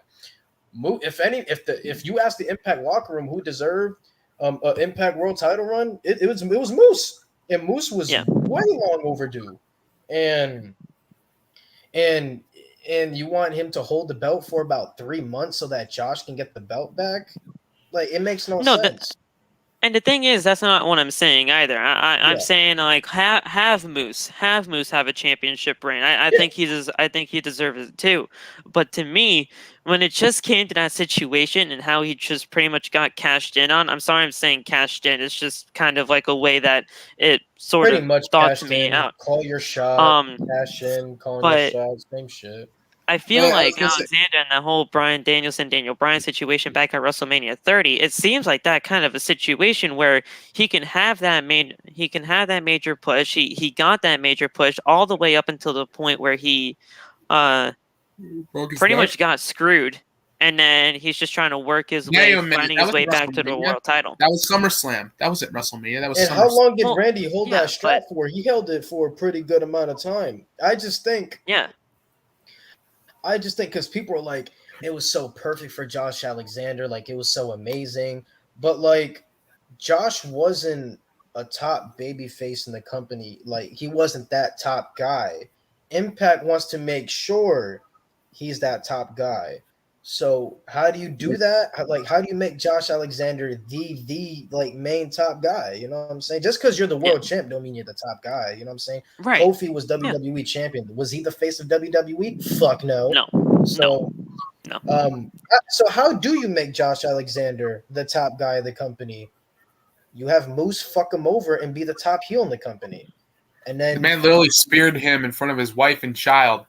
That shit was so badass. I love Moose. I don't give a fuck. That was amazing. He's like, fuck them kids. Like I said, Slammiversary is basically their SummerSlam. You have them hold it until Slammiversary, and Josh Alexander takes it from a big stage. I think it's fair enough for Moose to get that title reign that he never fucking this is his first title reign with the Impact World title. Like, he deserves a really good title reign for being loyal. Not only that, but when after Against All Odds, when he lost to Kenny Omega, do you know how heavily Vince McMahon and Triple H were pursuing Moose and the amount of money they were offering him, and Moose turned it down to stay with Impact? Yeah. I think for his loyalty and how he's done with Impact, that they owe him that title reign. Yeah. Listen, I'm proud of the guy. I think Moose is great.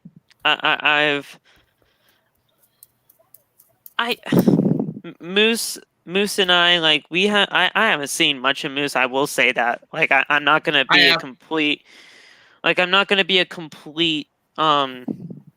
mark and saying like, oh yeah, I've seen every single Moose match under the sun. But it's not like I'm a complete oblivious to Moose and what he has done and what he has pretty much done for Impact. Moose is great, and he deserves this. He's going to do great things with the world title. Like Lewis said, Josh Alexander is going to have his time. He's going to get that world championship back, but it has to be at a time where it makes sense. You're not going to have him just lose the championship 1 month later or 3 months later when Hard to Kill is in January, I believe, just to say, hey, you know what? Here's your title reign for Moose, and Moose can do whatever he wants now. It's going to be at the right time, and it's going to be a great time when it actually does happen again. Like I said, the man when I saw that, when he speared him in front of his wife and kids, bro, I was like, damn, he was like, fuck them kids. He was like, the man's a freaking menace. That man's a freaking menace. Oh my God. The man's a menace. The way how he just stood over him with the belt. He stood over him. Down on him. Oh, And then with his wife there, like Moose didn't give a fuck. what was I gonna say? I was gonna say, where's my man Sami Callihan? Is he done with Impact now? Like, or is he injured? Ooh, yeah. About Sammy, Oh, Something happened. shoot. What'd he do now? What'd he do? he had a very, very bad injury. He's pretty much career? out for the year and probably a good portion of next year because Was it he a had to career-ending injury? he had to get bolts and screws in his ankle because he pretty much snapped it in half. Ah, so it's like You can look on his Instagram, but it was pretty fucking bad. So my man Sammy is permanently retired. Not permanently. No. It's just, But it's just an injury he has to get through gonna first. he's gonna be out for quite some time. All right. My man Sammy, not my man Sammy. Damn. I also like Moose. Sammy was on a roll too before he got hurt. Actually, Yeah. he got hurt about a month ago, if I remember. Yeah, I didn't hear about the injury, but I knew Sammy was on a freaking roll. Sammy versus that Kenny Omega at that injury looked Slammiversary. bad. The thing about Sammy is that he doesn't show it, but like when he posted it on his IG, I was like, yeah, he ain't fucking. Kind of reminds me when Brian Pillman did the exact same thing a little bit. Like he didn't show his ankle looked like a big ass golf ball. It looked like a meatball. It looked pretty fucking like when John Cena had that thing on his elbow. Yeah, similar to that. Oh, It looked damn! terrible. It looked terrible. It's fucking terrible, dude. Did my man Switchblade? I can't Did my show man it here. Switchblade go back to Japan? If you guys know Sami Callihan, you can easily find him on Instagram. It's literally the fourth picture. Oh, It's the fourth picture on his page. That's a nagging injury. And then he even posted the X-ray with the screws and everything. So Dang. So trust me. I mean, I know from experience. I've had to have screws in these elbows, in both of these elbows. So so something pretty tells much me the that same situation Matt Sydal had. Matt Sydal had to get screws and bolts in his ankle too. So yeah. Phil, looks like you're not going to be able to do curls with me. Eventually. No. I can still do things, but like when it comes to the weight, I can't be lifting like. I can't be lifting like 75 to 100 pounds. Oh, I can't be lifting that. Like I can't. Oh man, so it looks like you can't have the rock muscles or Dude, whatever. Then that's why it feels a stick. This elbow had 2 surgeries on him. All right, and this one had 1. We'll work back to my strength, but as of right now, it's just not possible. And these injuries happened years ago. So, so back to what I was saying about my man Switchblade. He went back. Is he still in New Impact, or did he go back to Japan? Yeah, what happened with Switchblade? His job was pretty much to be like, yo, get Chris Bay over, and yeah, did it work? I was gonna say it worked. Chris Bay is on pace to break. Chris Bay is on pace to break the most merchandise sold of all time. Because Switchblade, this is what I said one time. I said I want Switchblade to end up on a dub, right? Listen, if AEW ever actually were to get him, so you want him to destroy everybody? I love it. Yeah, I want him to go after the elite. Every single one of them. I want to go after. Yeah, Kenny. you could have the today's Bullet Club versus like the old Bullet Club. That'd be pretty cool. Man, you have that one. They ain't ready. They're not. The United States is not ready for Switchblade, man. They're just not. No. They're not. They are not. It's just some things. It's just some things. It's just too good. It's just too good to. It's too good to keep see, it in man. Japan. AEW not ready for fucking Jay White. No, they ain't ready for Switchblade because the reason why they talk about they want Okada. Like you're not ready for Okada either. Like no, I want no. I said this a lot. I want Tetsu Naito. I don't think we'll ever be ready for Naito's hurt. Naito tore his ACL. I know. I saw that. And then I heard Bushi got injured too. Bushi's hurt. Yeah, that was I saw the match and I was like, I saw Yeah. the match. It was a really I bad remember injury. when, y'all. I remember when Switchblade was teasing that he was in Chicago, and it wasn't even really a tease that he was in Chicago because he was at an actual indie event in Chicago when that whole All Out thing was happening, and we are like, all right, well, let's see if there's a possibility. It never actually came to fruition. He didn't show up at All Out, but Mhm. my God, imagine if he actually showed up, and that would have been. I wanted Switchblade there because, like I said, I want him to take out every single member of the Elite. I want him to take him out. I want him to take out Kenny. I want him to take him out the Bucks, Listen, the Good Brothers. At the The end thing of is, the Jay day, White storyline wise doesn't need to go and take out Kenny No. because the only time that they faced, Jay White whipped that ass. yeah, Yeah, he Jay did. White Yeah, he kicked his did. ass. He kicked his ass. That's why I want it again because I He want. I took want the Jay White to United whoop his States ass. title from him. He took the United States title from him. He whipped that I know. ass. That's why I want. That's why I So want if him. anybody, if anybody's going after anybody, Kenny is gonna want his revenge on Jay White. Yeah. Most likely. I was gonna say once Jay White's just like, huh, I took your faction and your belt. What's up? What's up? I want to know oh. because I also want Switchblade and Adam Cole go at it. I want that. Let me see that. I think that would be great too, but at the end of the day, it's just up to would be TK. It's up to TK. It's up to Tony Khan. He's got plans, but we just Phil, gotta you're on the payroll. Why don't you talk to him about it? Listen. Everybody says that I'm on the payroll because apparently I look like him. Apparently on the Tony Khan TikTok, I don't see it. I don't see it either. Who the fuck? Yeah. Who said that? Apparently on the Tony Khan TikTok. But I think you look like Peter Avalon. I'm a jobber. I'm a jobber now. It's okay. No, I'm a jobber, okay. and I'm apparently paired up with Lisa Bates, the librarian. So we'll see what happens there. Yeah, see, you have me talking too. You have me talking. People told me I look like Trey Miguel without the beard, bro. Like, you kind of do. Okay. You kind of do. That's terrible. That's terrible. I have chin hair. You just can't see it. I'm feeling it right now. You have me talking to little Jimmy over here. You talking to him right now? Still? He's still talking to him? Listen, my boy he Nate thinks of me as a jobber like here. Teddy Long. You gonna put me 1-on-1 with the Undertaker? Bro, when you were Teddy Long, he thinks of me as a jobber over here, man. I mean, I don't know what's wrong. Nate, give me a holla. Oh shit! Hey, wait. No. You gotta go 1-on-1 with the Undertaker. With the Undertaker. I was gonna say, Phil, when you were watching Bound for Glory, what did Titus make, man? What did Titus Catering have? Listen, Titus Catering had some good shit, y'all. He gave me the mashed potatoes and the flaming young steak. The filet mignon steak. The man had a gourmet meal. Titus Catering over here at the venue, bro. Got some good stuff. This man Phil had a gourmet meal watching Bound for Glory. Listen, bro. Lewis, if you ever need some Titus Catering in your life, I can send them over right now. Apollo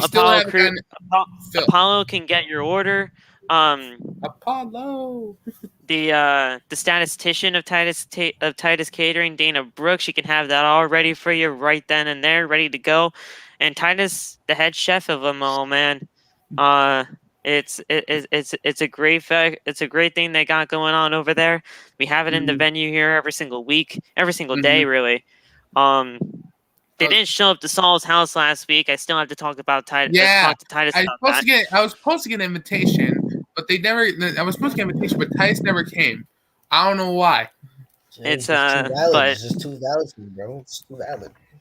But yeah, I mean, heck, if you ever need some Titus Catering, if anybody of your group over there in TikTok land needs Titus Catering, hit me up. I'll get Titus over there real quick and ready to go. But man, that's it, guys. We'll talk to you soon. I'm Phil Met. You can follow me on TikTok at Phil Met, on Twitter at PhenomenalP3, and on Instagram at Phil Met. Without further ado, let these fine gentlemen do what they have to do to get out of here, and we'll see you guys soon. All right. right. I guess I'm no longer Nate the Great now. I'm Teddy Long. Holla, holla. Go one-on-one with the Undertaker. You know. According to Lewis, I'm Teddy Long now. So, yeah. Where's the suit? Where's the suit? Come on, man! It's in my closet. You know what I'm saying? It's in my Oh, He on his day off, bro. He on his day off. He on his day off. So you can catch me on SmackDown. No, I'm just playing. But yeah, man, catch me on TikTok. Nathan Coleman 6. Almost to 5K now, so you know, woo! up there. All of my other socials is in my link tree on TikTok, so catch me there. And yeah, that's it, man. You already know who it is, man. It's the Real 1C. Go catch me on TikTok at the Real 1C. We're 300 away from 7K. Let's go, go. bro. Follow me, bro. But you already know it's the Real 1C. Catch me there. No, that's not what I came here for, bro. I'm throwing up the MDK sign for You want an MDK outro? Do the MDK outro, bro. Is that what you want? I got you. He's got it. All right. You already know who it is, man. It's MDK all fucking day. It's Nick fucking Gage. Or it's the Real 1C. Catch me on TikTok at the Real 1C. Woo! Love that, man. One night only. This was one night only. Hey, y'all gonna love the Halloween special. Oh shoot! I appreciate OTB inviting me on here. It was honestly pretty fun. Bound for Glory review, Dynamite review, pretty fun. Appreciate everybody here. I am much of a plugger, but you know what I'm saying. Follow me on TikTok, FNO Louis V. Follow. We have a podcast of our own, Wrestling Chop Shop. So subscribe to us on YouTube on there. Follow my sports TikTok, Dolphins fan 203, because I'm from Connecticut. You know the vibes, New Haven representing. That's right. 203 repping up in here. Yes, sir. Follow my cartoon TikTok, Lewis with the Tunes. Shout out to my brotherhood members. You know what I'm saying? Channel, love you guys all day. Love you guys so much. Yeah, that's pretty much it. Oh yeah, to honor my guy MJ, because he is a former OTB member. Lashley. But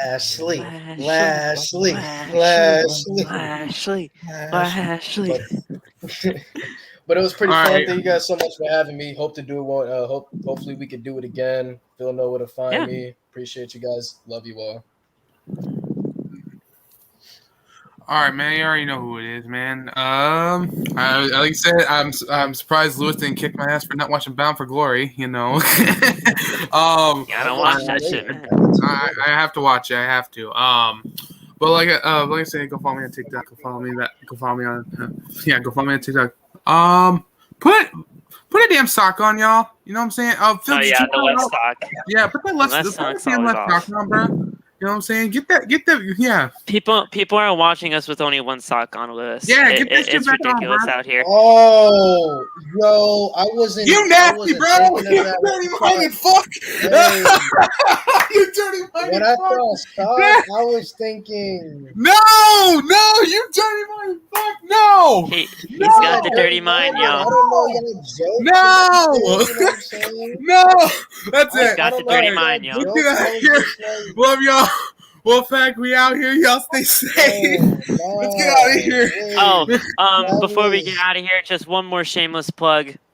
Subscribe, hit the like, follow all of us for more. Also, down in the description, hit up Lofts and Bash's remix of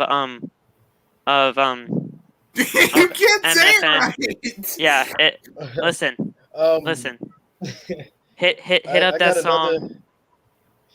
I got another shameless plug. Go ahead. Y'all don't mind, like I said, my guy Jay. Y'all follow my guy J_athletic2 on TikTok. He up and coming. He don't really post much, but we gonna start getting him posting a little bit soon. I love Jay. He not even practically, he is my big brother. I love Jay so much. That's my guy. But follow my guy on TikTok. Very chill dude.